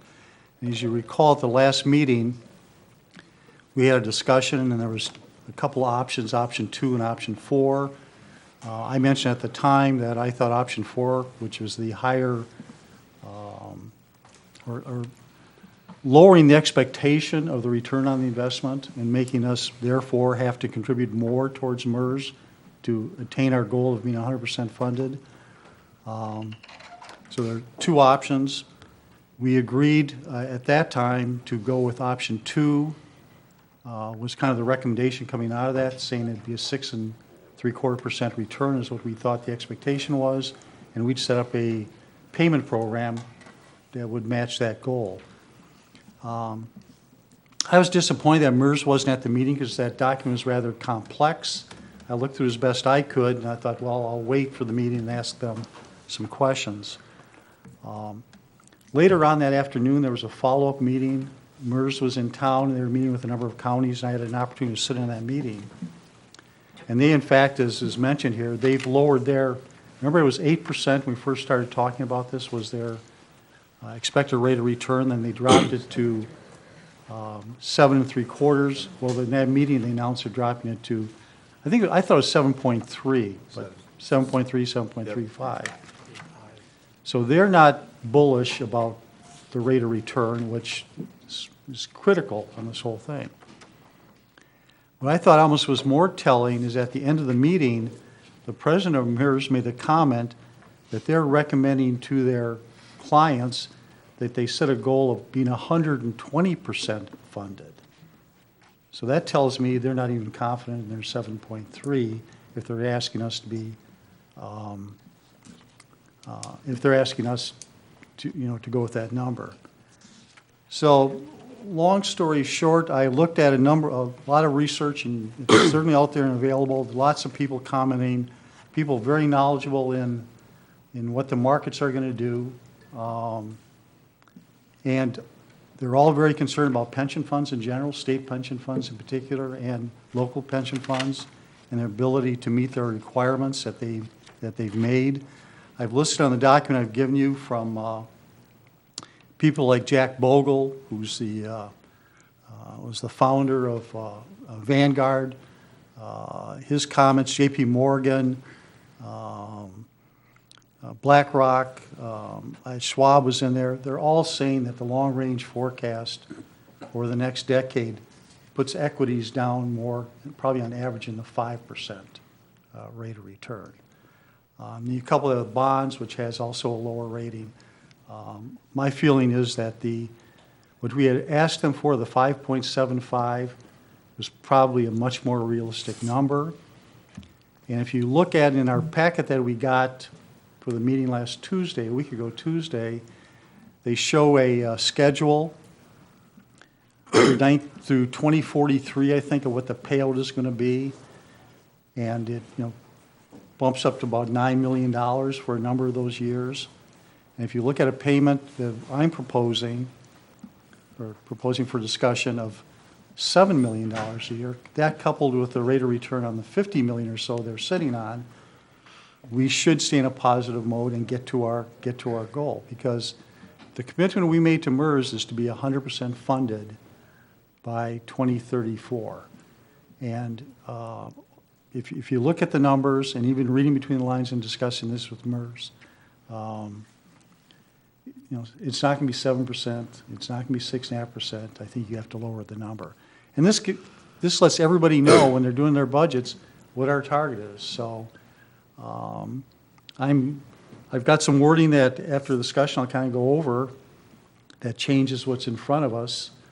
That references scenario 4 versus scenario 2, and you references the 5.75% rate of return going forward. So, like I say, I did a lot of research on this recently, and I've looked at this, and I've been pretty vocal saying their numbers. I think their performance, I want to make this clear, their performance for a balanced fund has not been bad at all. I have no criticism of their rate of return for a balanced fund when you look at other balanced funds. And if you go into the detail of how they're split on their equities between international and everything, I've got no qualms with their investment strategy. It's just, my only concern is I think they're over-optimistic when they've been talking 7.75, and even now it's 7.3. So to be safe, I'm certainly going to support and strongly encourage you to consider upping our commitment to the 5.75 and $7 million a year. All right. We sat in a meeting with the president of MERS, and that's where that mention of funding to 120%, which is $20 million to us, more than what our liability is what he was recommending. In that same meeting, he did mention, it was asked, and he estimated, it was an estimate, that about half of the municipalities using MERS in Michigan are paying on average 20% more than what their minimum payment or their suggested payment is. So I have to agree with Commissioner LaPointe that, maybe a little higher number would be prudent, and as such, as a policy, this board can suspend a policy at any time. If down the road we find ourselves with less income than expected or more expenditures than expected, there is a release valve in that we can vote to pay just the 5.9. But as a policy, I agree that putting it up. So just to keep things moving, I'll go ahead and move to approve the policy on page 167 as presented with the amendment to item 3B, that our payment will be $7 million with the lower projected 5.75% projected rate of return on the investment. So that is a motion. Do we have a second? Second. Okay. Moved by Henschel, supported by LaPointe, to approve the policy with a higher rate of payment of $7 million a year with the expected rate of return of 5.75. Is that right? 5.75. 5.75. Okay. All right. And I've got the wording here, and I can give that to Sarah so she can take this convoluted discussion. Commissioner discussion. I don't necessarily, sorry. Just I saw a hand over at you at first. Go ahead, go for it. Sorry. Well, I'm not opposed to paying more at all, but I'd like to hear from Dean, maybe where he thinks our finances stand at, 6.5 versus 7 million, maybe moving ahead at least for the rest of this year and next year, what his projections are, I guess. Well, a $7 million payment compared to a $5.9 million payment is an 18.6% increase. If all of that payment were built into your general fund budget, which is currently a little bit under 39 million, that's a 2.8% increase. I think the short answer is, we'll build that into the 2020 budget. I certainly can't tell you, Commissioner Jewett, at this point in time that we'll be able to balance the budget without using some fund balance. And we do have additional fund balance in the general fund that could be used, to support that payment. So certainly we can build it into the budget. How we sustain that payment going forward. The good thing is that, like the $5.9 million payment, it's good to have a fixed payment, so we know what we have to aim for. There's no harm in having or making a higher payment to MERS. That is the prudent or the wise thing to do. And I think our administrator and deputy county administrator, we all feel that if that's the decision that's made, we will build it into the budget. My bigger concern would be with the resolution that would maybe tie us to a 5.75% rate of return, because that can change. That number could have, when you get your actuarial valuation, they're required by accounting standards to give you rates of return that are higher and lower. If we really go with that 5.75%, the payment could be more than 7 million. That's just the nature of this liability. So, but again, it's a policy. It can be changed, and I guess our thoughts are initially that we look at that. We may have to use some fund balance in the 2020 budget to sustain that payment. Are you fairly confident with, with the $6.5 million payment for, balance the budget? Versus the 7 million? Are you, I was very confident at the $6.5 million level without using fund balance, but with this, at the 7 million, we just haven't built the budget. That certainly we'll put it in. How it's allocated across all funds is a little bit of a concern, especially with the fact that we are looking at some places where we're going to fund 100% construction code if we do that, because then that means more of that payment is allocated to places where, we don't allocate any of that to the Commission on Aging because they're, technically 100% funded. We won't be allocating that cost to construction code if we carve out their liability and pay that liability in full. But, we'll build it into the budget. What that ultimately looks like, I can't honestly tell you what we'll have to do to balance the budget at this point at the $7 million level. But I think if we're allowed to use some fund balance, we can do that. And over time, when you have that fixed payment in your budget with the increase in tax revenue and other revenues, we should be able to sustain that payment. Commissioner Jewett, we talk about this a lot. We talk about this every single day and twice on Tuesday. So when Mr. LaPointe came to us with this concept, we've reviewed this head to toe. I want you to understand that we have an obligation to provide services across the county with 530-some employees. It's a fluid issue. It could turn out very good for us, and it could turn out not so good for us. But we will make it work. We can do this. We can do the $7 million payment. We believe we can do it. What the impact on services is, we just don't know yet. One thing that's important to note is that all the information that Mr. LaPointe just cited is correct.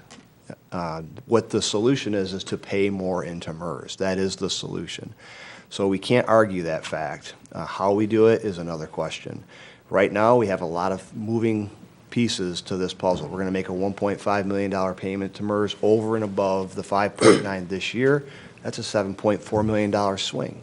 So we just don't know what that is. My caution to the board is, let's make this payment, let's make the commitment to a $7 million payment, and let's wait until we see our actuary in June, our 18 actuarial, before any other movement is made with the pension obligation.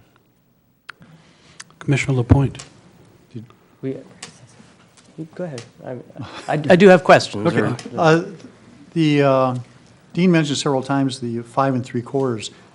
That's actually a meaningless number as far as our policy. The policy is $7 million. That was my And the point. rationale of how do you come up with $7 million is it was based upon a 5 3/4% rate of return that MERS presented us. So the percentages don't mean anything. It's how we arrived at $7 million. And I think when you create a policy, you can obviously change it, but it takes the board to change it. I would rather see something talk about transparency, where we have a policy and everybody knows what the rules are and it's there for the public. And if another board wants to come in and change it, they can't just behind the scenes, so to speak, say, well, no, we're going to do this. They have to have a forum. It's a policy. They'll have to have a public disclosure on it. So, Commissioner Hundley. So I guess my concern, I'm totally in for the adding the 1.5 million that we're talking about for this year. I get when we have, and also for certainly moving it up to the 6.5 million. I think that makes all the sense in the world. I even kind of agree with the bringing down the percentage, the estimated investment return down for when we're thinking about how to work with this.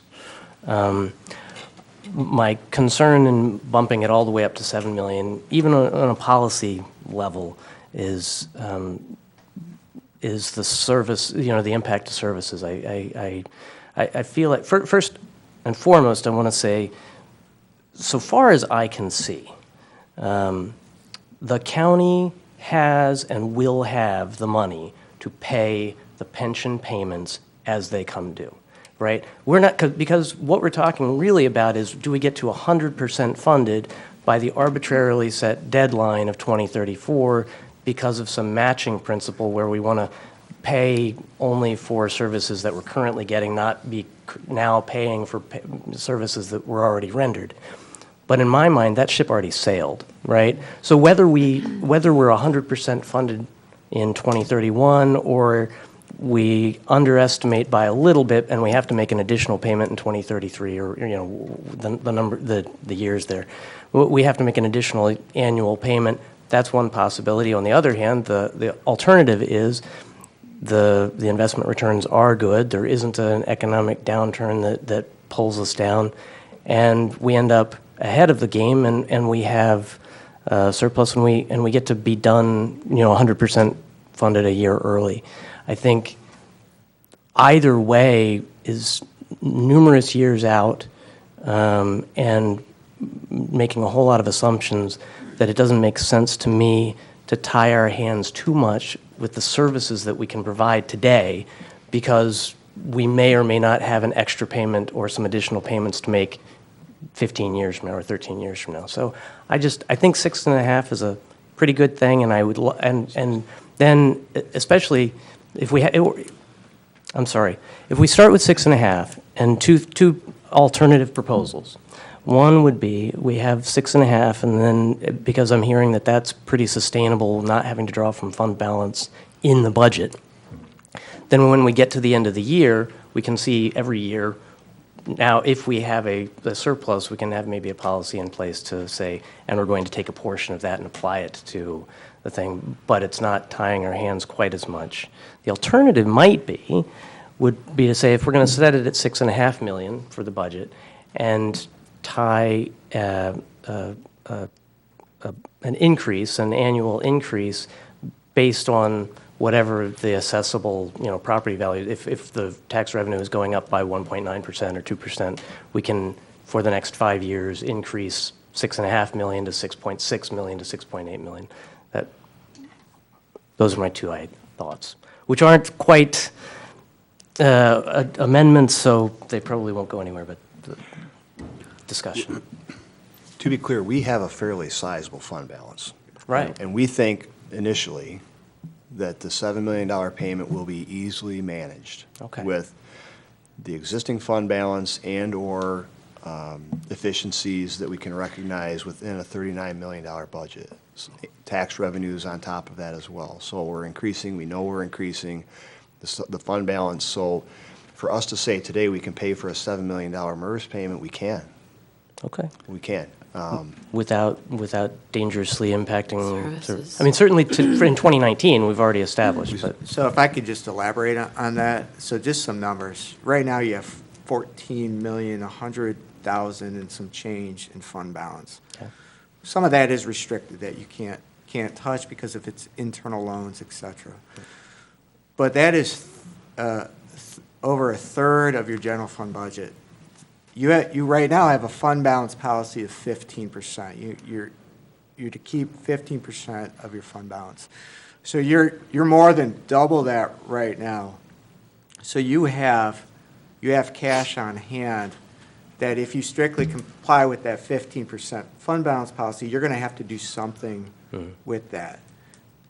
Some of that should go to MERS. Some of that should. Whether it's all of it or substantially all of it, that's up to you to decide. But what the three of us are telling you is that for the foreseeable future, you have the cash, you have the undesignated fund balance to make this work. Now, if you read the fine print, and I know this because I wrote the fine print, this policy is up for review in 3 years. okay. So 2022, if circumstances are good, well, maybe you up it even more. Maybe your rate of return is good and you lower it, or maybe you have services you need to meet, and so then you lower it at that time. But in the near future, I think what all of us are telling you is we can make this work. Okay. We are not committing to not looking at existing services, because if something does occur in 2020 that we just can't foresee, we may have to do the responsible thing and say, hey, we may have to cut a percentage across all funds to make this work. That is what has to, if that has to happen, it has to happen. Right now, we don't see that as a necessity. We recommended almost a year ago to up your fund balance policy to 20%. Well, now we're talking about maybe that should even be 25%. We can still make the $7 million payment on a 25% policy, and we want that cushion because of cash needs for the first part of the year, and as well as we do think there's a downturn coming. Everybody keeps saying 2021, 2022 is going to go backwards, so we want that type of cushion. Okay. Commissioner Kafia. Thank you. So I guess I was comfortable with what the proposed policy as here, and I'm certainly not necessarily in opposition to what Commissioner LaPointe has brought up in terms of an amendment, but I would like to just hear from staff. With the amended policy, you're comfortable with that, everything that you just said about what we are able to do and the impact on services, you're comfortable that we're not voting to drastically cut services if we vote on this amended policy as We today. are very comfortable with the amendment. Commissioner LaPointe. I understand, and it isn't surprising people are concerned about we're going to have to cut services below a level that we would want to, et cetera, et cetera. Services we provide to a large extent are a variable. This is not a variable. Right. This No, is I a commitment by law. You will pay these dollars out. And as you saw, there's a schedule, it's probably pretty close, because we've only got right now about one person working for every 7 retirees. So the good news there is their actuarial forecast should be pretty much right on. The other big factor in a variable on the liability side is cost of living. A lot of pensions have cost of living that are variable. Ours is for a number of the retirees, is 2.5 COLA fixed. Mm. So it's a bill we have to pay. Right. above and beyond any other bill. Absolutely. The other thing is, you mentioned 2034, we have to be 100% funded, that being arbitrary. That's something that MERS has come up and said, this is the agreement we have with them. Right. So it's not something that we can move. And the other thing is, if you put, in theory, which all of this is predicated upon, that there's going to be a compound annual rate of return of something, obviously putting money in now Absolutely. has more value than if you go wait till 2030 and say, whoops. Absolutely. Then you have to put a whole lot more money in if you're falling short. So the $7 million number and the way this plays out, looking at the payout that they're forecasting, I think we can go to the public and say we're conservative, we're comfortable with this and can defend this. But as I mentioned when I first brought this up, I can defend and say to people, yep, I believe with this number because it's based on 5 3/4. I can't defend 6 3/4 when all the experts are saying that's a pipe dream over the next decade. So I'll just make a couple points. The first one is that this problem has been a problem for about 25 years. And looking back, it seems to have been the mentality all along that we can just kick this can down the road farther and we'll just, we'll keep current services and we'll pay more later and pay more later. And that seems to have perpetuated to the point where we've got a big debt. We're paying a lot of money. We're paying $4 million a year right now out of taxpayers' yearly money for services that have already been rendered over two and a half decades. And I think we need to change that mentality. We need to have the mentality that we're going to get this off the books as efficiently and securely as possible, and that's why the higher payment. This board can change that at any time. If staff comes to us and says, look, we've got a shortfall, we're going to recommend that we suspend that policy for 1 year and pay the 5.9. That can happen. It just takes a majority vote of this board. My other question is, 8 days ago, we requested staff to draft this policy, and at that time, we asked for to be included in this policy that payments will be made quarterly throughout the year. Is that in here? Because I'm not seeing it. The first payment is spelled out quarterly. The second, going forward, we need to figure out the mechanics of that. And we'd be happy to, you could vote on that right now, that it is quarterly basis, or we can come back with that Okay, well, resolution. the mechanics of quarterly is there's 12 months in a year. If you divide by 4, you get 3. Right, So 90 every 3 days. months is a Yep. quarter. So why isn't Yep. that in the policy? Why isn't it? This board unanimously asked that that be in the policy that you proposed. Well, I'm sorry, it's not. So Okay. you want to fix it right now? Go right ahead. Okay. Okay, I move to amend the motion on the floor that this includes payments to be made quarterly, as discussed at the previous board meeting. second. Okay. Any discussion on the amendment? All in favor, say aye. Aye. Aye. That motion passes. Okay. So the motion on the floor now is that we pass this policy as written, with the exception of payments will be made quarterly, and that the payment will be $7 million a year. Commissioner Jewett, did you have something? Well, I just wanted, I'm more than comfortable with $7 million payment, and after hearing from staff, so thanks for your input there.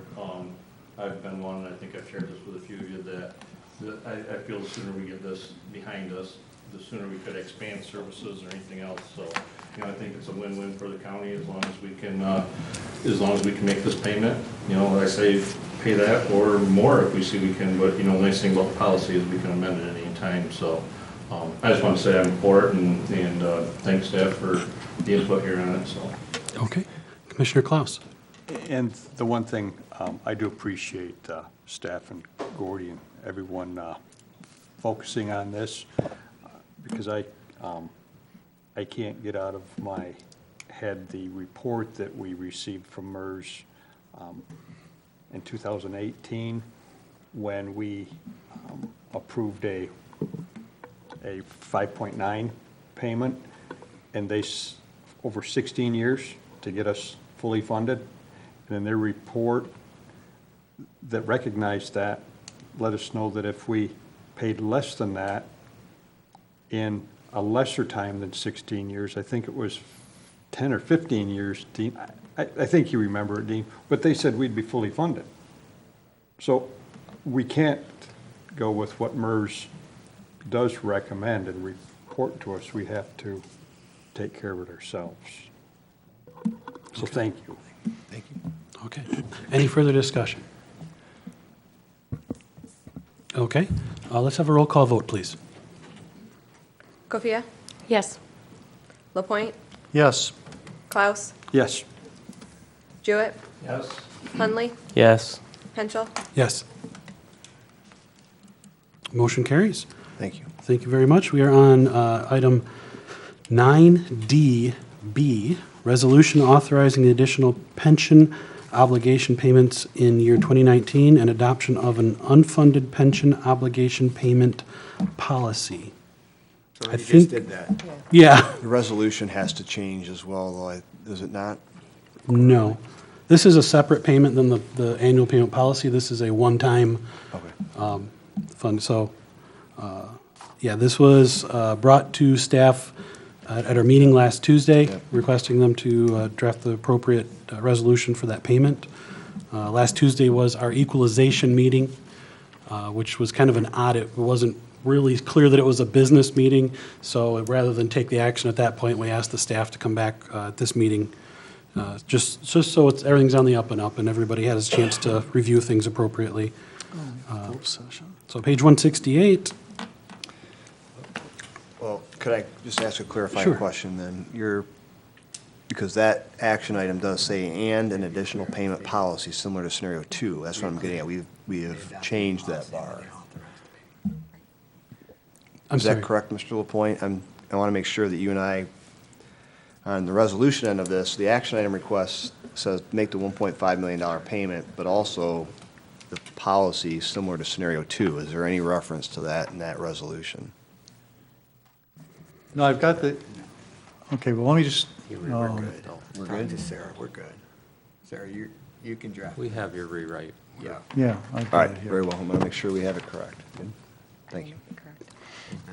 Yeah, replace scenario 2 every place with scenario Scenario 4. Yeah. And put the 7 million in versus the 6.5. And I reference the 5.75, although it was the basis of coming up with the number, but it's really not seen. So I've got the two documents. One that changes the policy, one that changes the resolution, if you would. You're talking about the policy we just voted on? Or is there a different policy we're referring to? No, that policy. Okay, the one we just voted on. Yeah. So that issue is done. Right now on their table is the issue of paying the recommended 1.5 million extra for the year. Right. And that's a one-time, that's not ongoing. Yeah, it's in there. It's part of that resolution. The 1.5 is mentioned there. Nothing's being changed concerning that. Right, correct. Correct. So the agenda makes it look like there's two items, a resolution and a policy. Right. But it was actually one item, so what you moved So we've on was already to passed it. approve the policy and the payment. I see. And the resolution. You covered it all. Gotcha. Just want to make sure we're good. Okay, so we can move on to item 9D2, consideration to rescind policy number 161-2015, page 170 in the packet.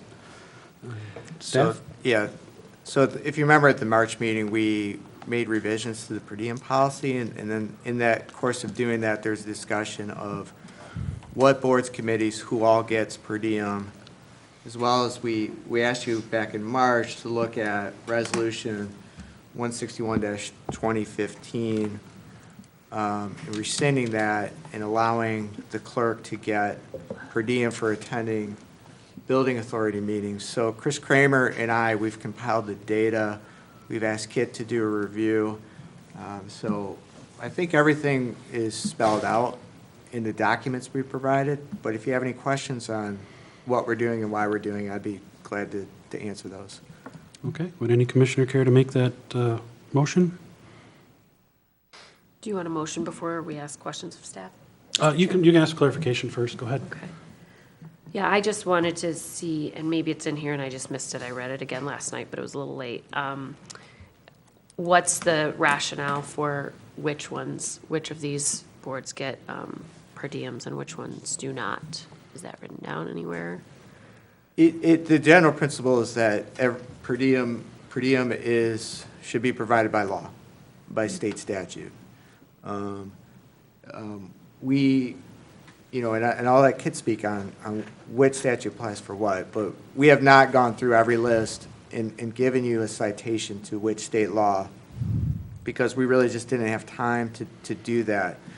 But what we can say, and again, I'll let Kit speak to that, is we're confident that the per diem that we pay to these various boards and committees is supported by state law. State law allows us to do what we do. The question, I'm not sure if this was the specific question, but why just the building authority right now? The building authority is the only committee that can be paid a per diem that is not being paid a per diem. Okay. That's not Under accurate. state law? Under state law. Under state law, they're entitled to per diem. So what happened in 15, the administrator then said, they're meeting in the day, it's staff, we should not be paying them per diem because it's during normal business hours and involves staff. What we learned is that when it comes to the county clerk, she by law, by constitution and state statute, she has specific duties. Covering the building authority is not one of those specific duties.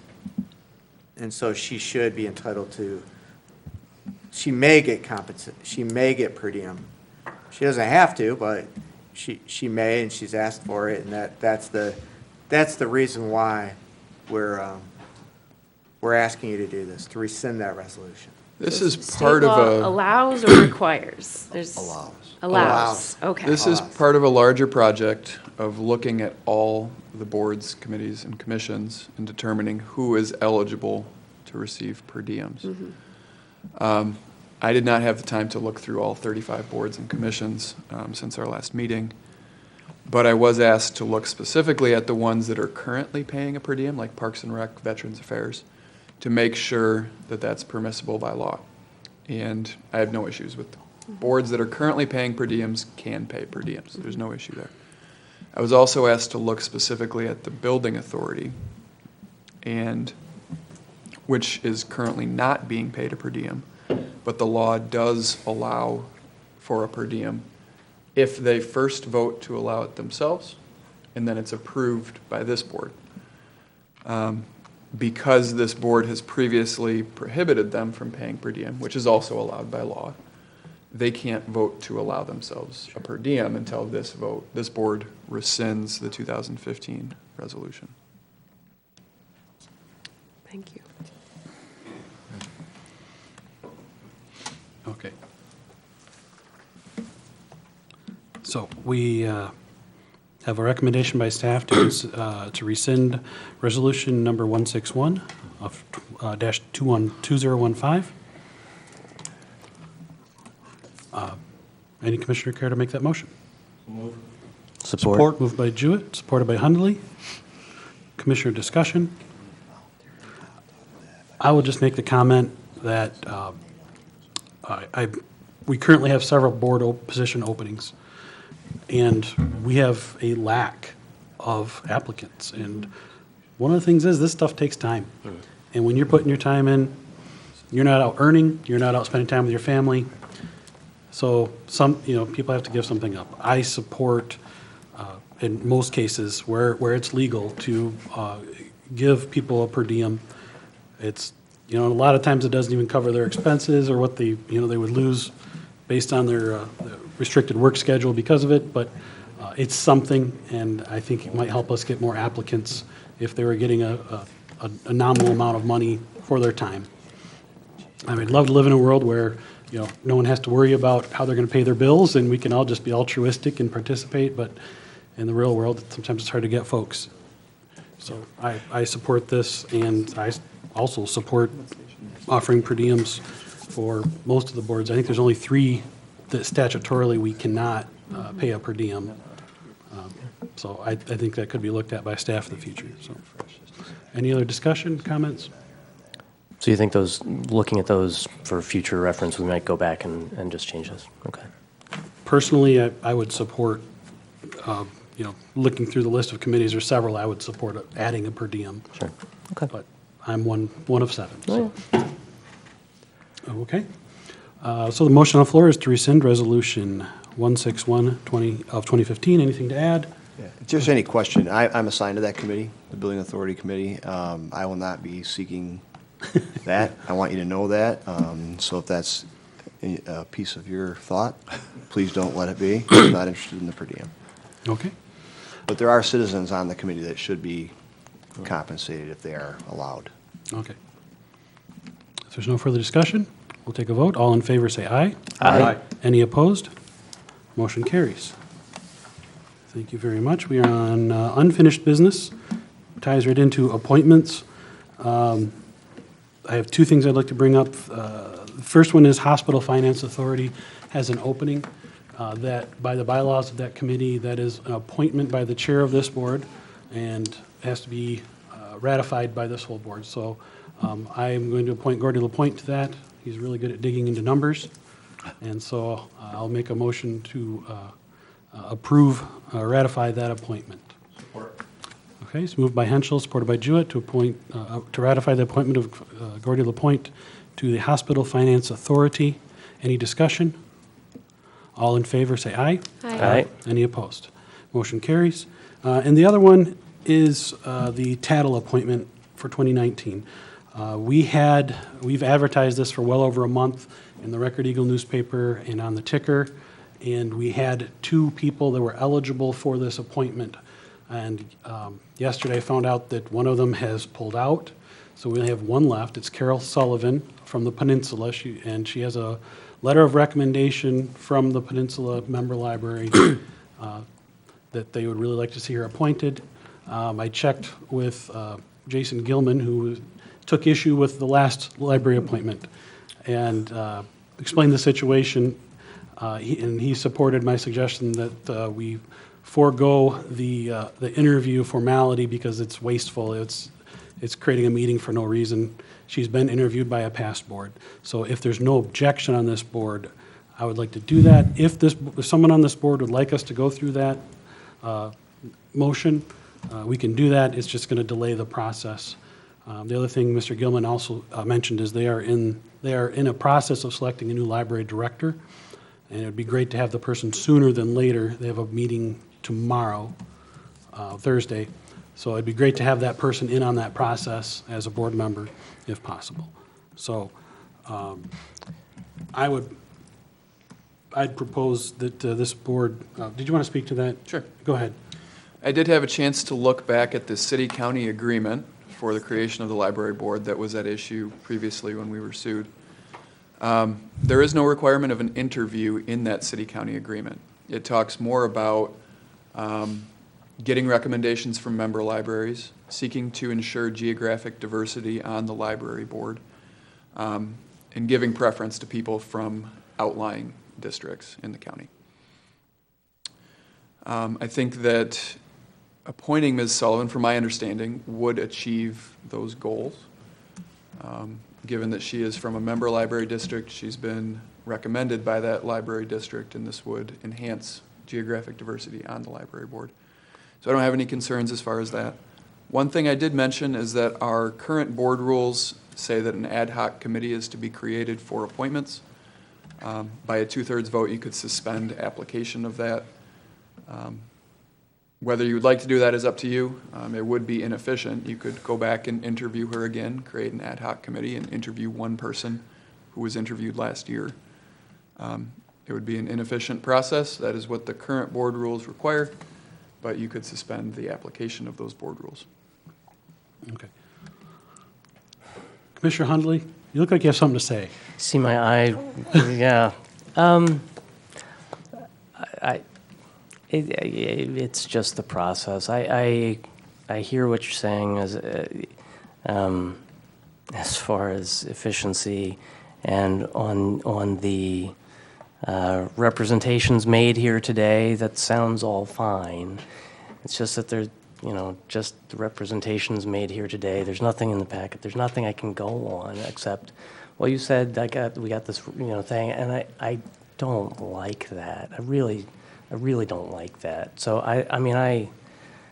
she's probably great. I feel like we're not doing a great job with the vetting process. A, if we can only get one applicant, but B, if I don't know, if we can't, if the seven of us are voting on something with that little backup and support in front of us, I don't like it, that's all. Would you prefer that we go through the process?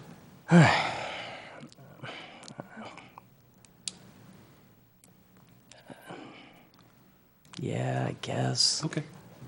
And I have, if I may, Go Mr. ahead. Chairman, I don't know Ms. Sullivan. As Mr. Hundley said, I'm sure she's a wonderful person, and I appreciate that she has stepped forward to volunteer. And we all know, our very first meeting, we got hit pretty hard with this process maybe not being walked through quite as carefully. Anyway, it was really challenging, and there were a lot of nuances that we needed to understand. So the haste makes me nervous. Okay. Because it wasn't on the agenda, we have nothing in front of us whatsoever, and I'm not questioning anybody's I have statements. no problem. But I with think that. going through a process so that we can all be deliberate about it would be really prudent for this board. Commissioner LaPointe.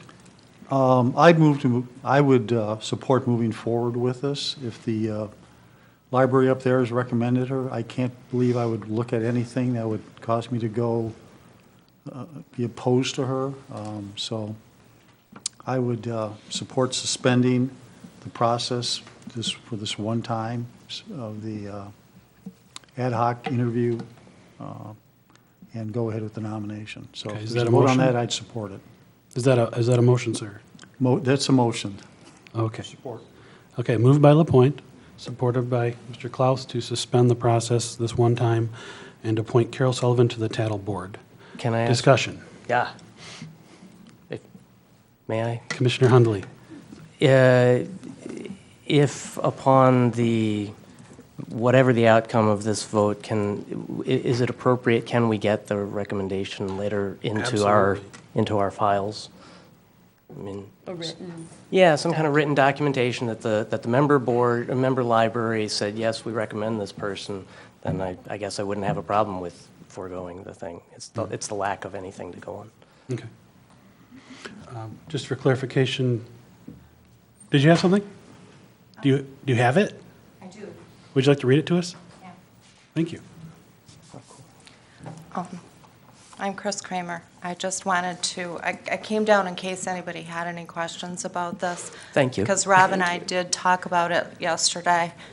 The situation was, first of all, the new vacancy on the board was created by a gentleman from Peninsula Township who was off the board. So that was District 1. The only other districts that were not or already had members on them were 4 and 5. So we could only accept applications from individuals from District 1, 4, and 5. That was the new process that you came up with.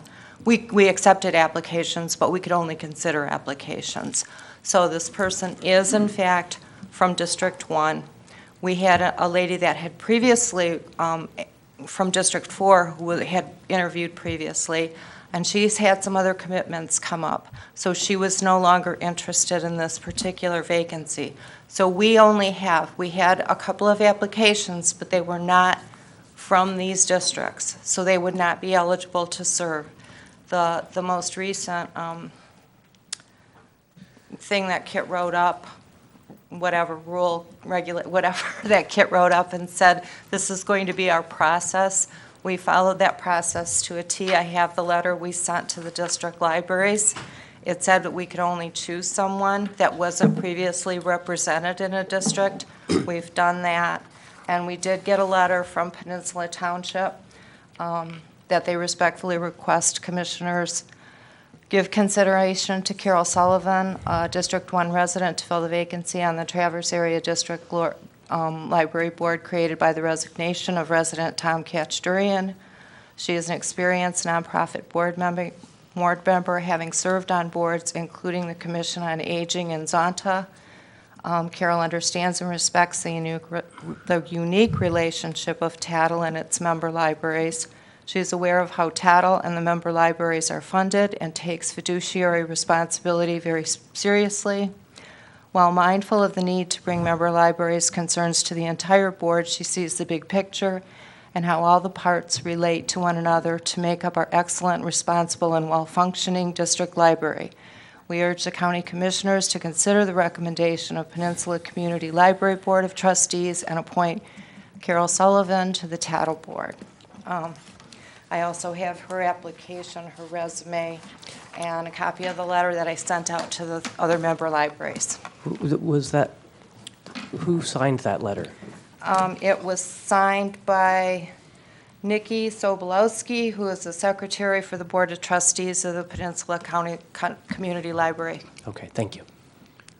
What Ms. Kramer just mentioned is that the city-county agreement between us and Traverse City also does say that no more than one appointee from the county can be from any district. So that's what she was talking about with the appointee had to come from District 1, 4, or 5.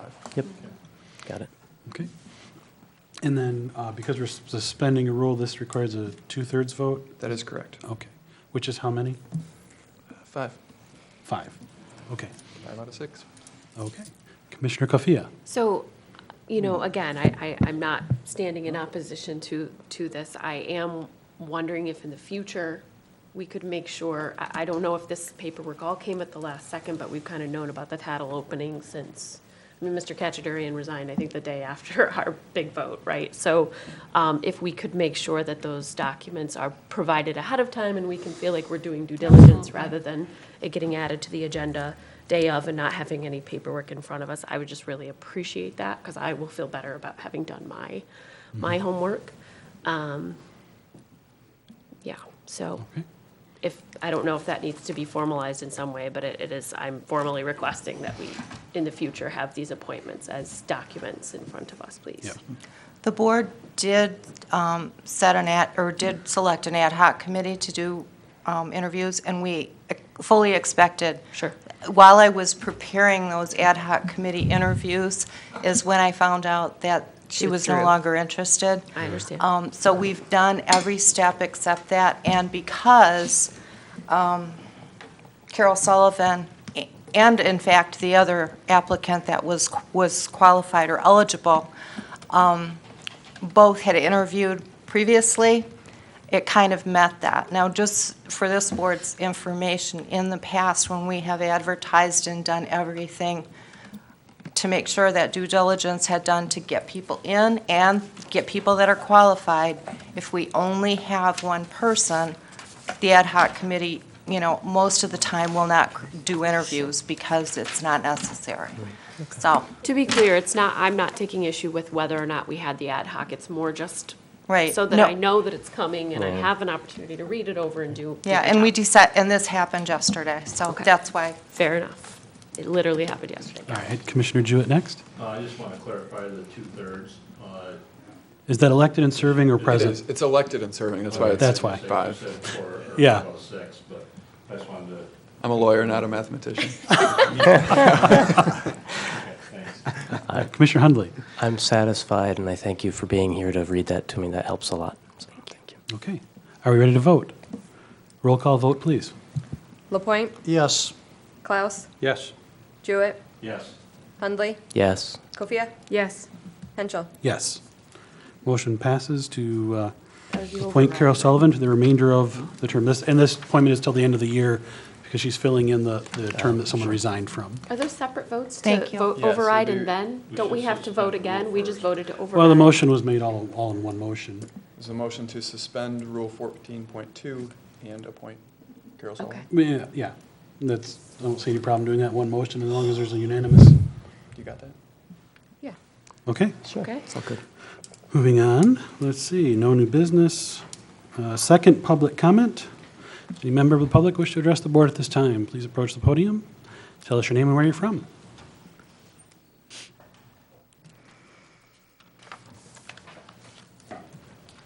My name is Kelly. I'm from East Bay Township, and so you, Mr. Henschel, are my commissioner. I'm here to, I guess, beat a dead horse, but this is something that has been bothering me. I haven't been able to come to these meetings because I was working, retired during the winter, and where I live, it can take me 2 hours to clear the end of my driveway. I'm risking my life during a blizzard, or if there's winds blowing and drifting snow and headlights in my face to drive in on Rasho and Supply Road.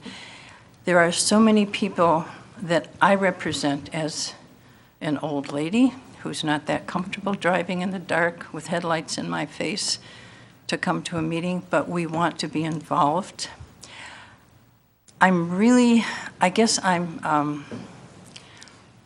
I don't know what the word is. The fact that you switch the time of these meetings to make it so that people like me, people who work full-time, people who have kids that they have to get off to school, can't come here. It's hard for people like me to get the whole picture of what's going on just from trying to figure out stuff watching on the website. I'd like to propose that during the winter months, the meetings can be in the evening, or that somebody can meet with people who are interested, who don't want to risk their life to get here in the morning, to fill us in on what's going on, to get our opinions on things. I was thinking there are so many times when something happens that we don't know about, but just sitting here now, there was something brought up, a couple of members wanted more time. It was said, no, I don't think we should give them more time. If the vote is such that they're outvoted, even they don't know what's going on. But there's just so much stuff that people like me would like to get involved in, but you have made it so it is so difficult for us.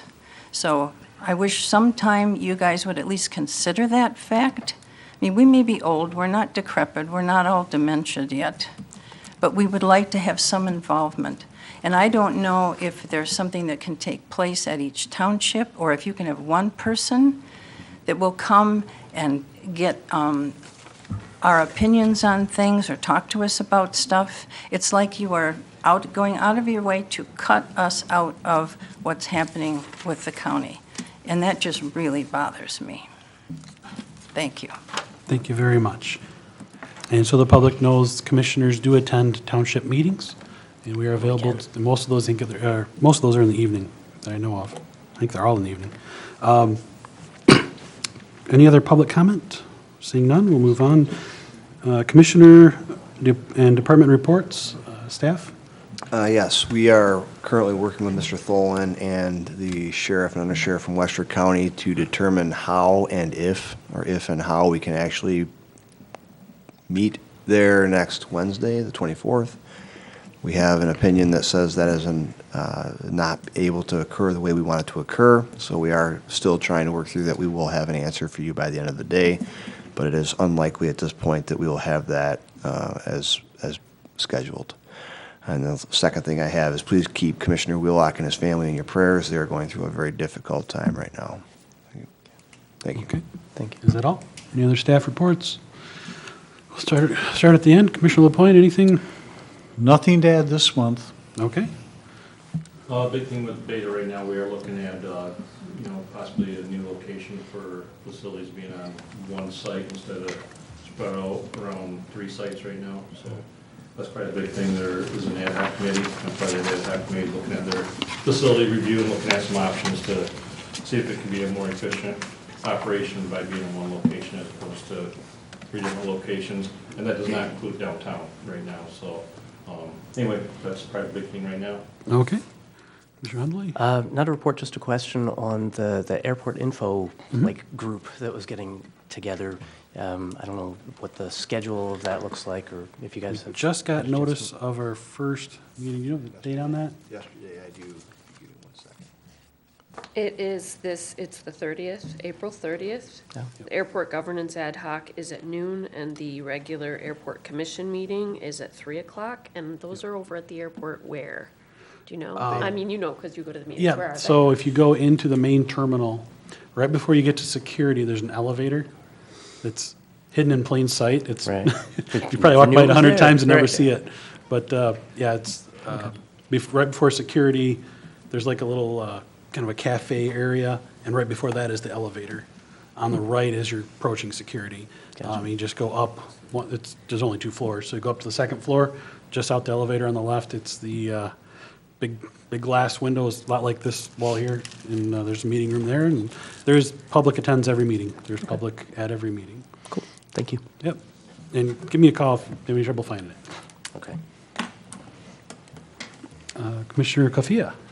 I attended the City of Traverse City's regular meeting earlier this month. I missed the Peninsula Township one, but I intend to get to their next month's. And our ad hoc, I mean, you're the chair, but I'm on an ethics ad hoc committee meeting that is, I feel like, moving along well. So those are the main commission activities that I want to report on. Okay. Commissioner Klaus. Reported on Cass Road. All right. That's good. All right, just highlights of interest. Fife Lake Village had their meeting this week. They are going to have a steam train from Fife Lake to Kalkaska on the 4th of July and 5th of July, so that's a public event. Cool. Sounds interesting, might take the kids. Paradise Township is looking at putting in, or they voted to adjust their zoning to allow for, someone wants to bring in a 500-acre solar farm in Paradise Township. It'll be like the biggest in the state. So that's interesting. We'll be watching that.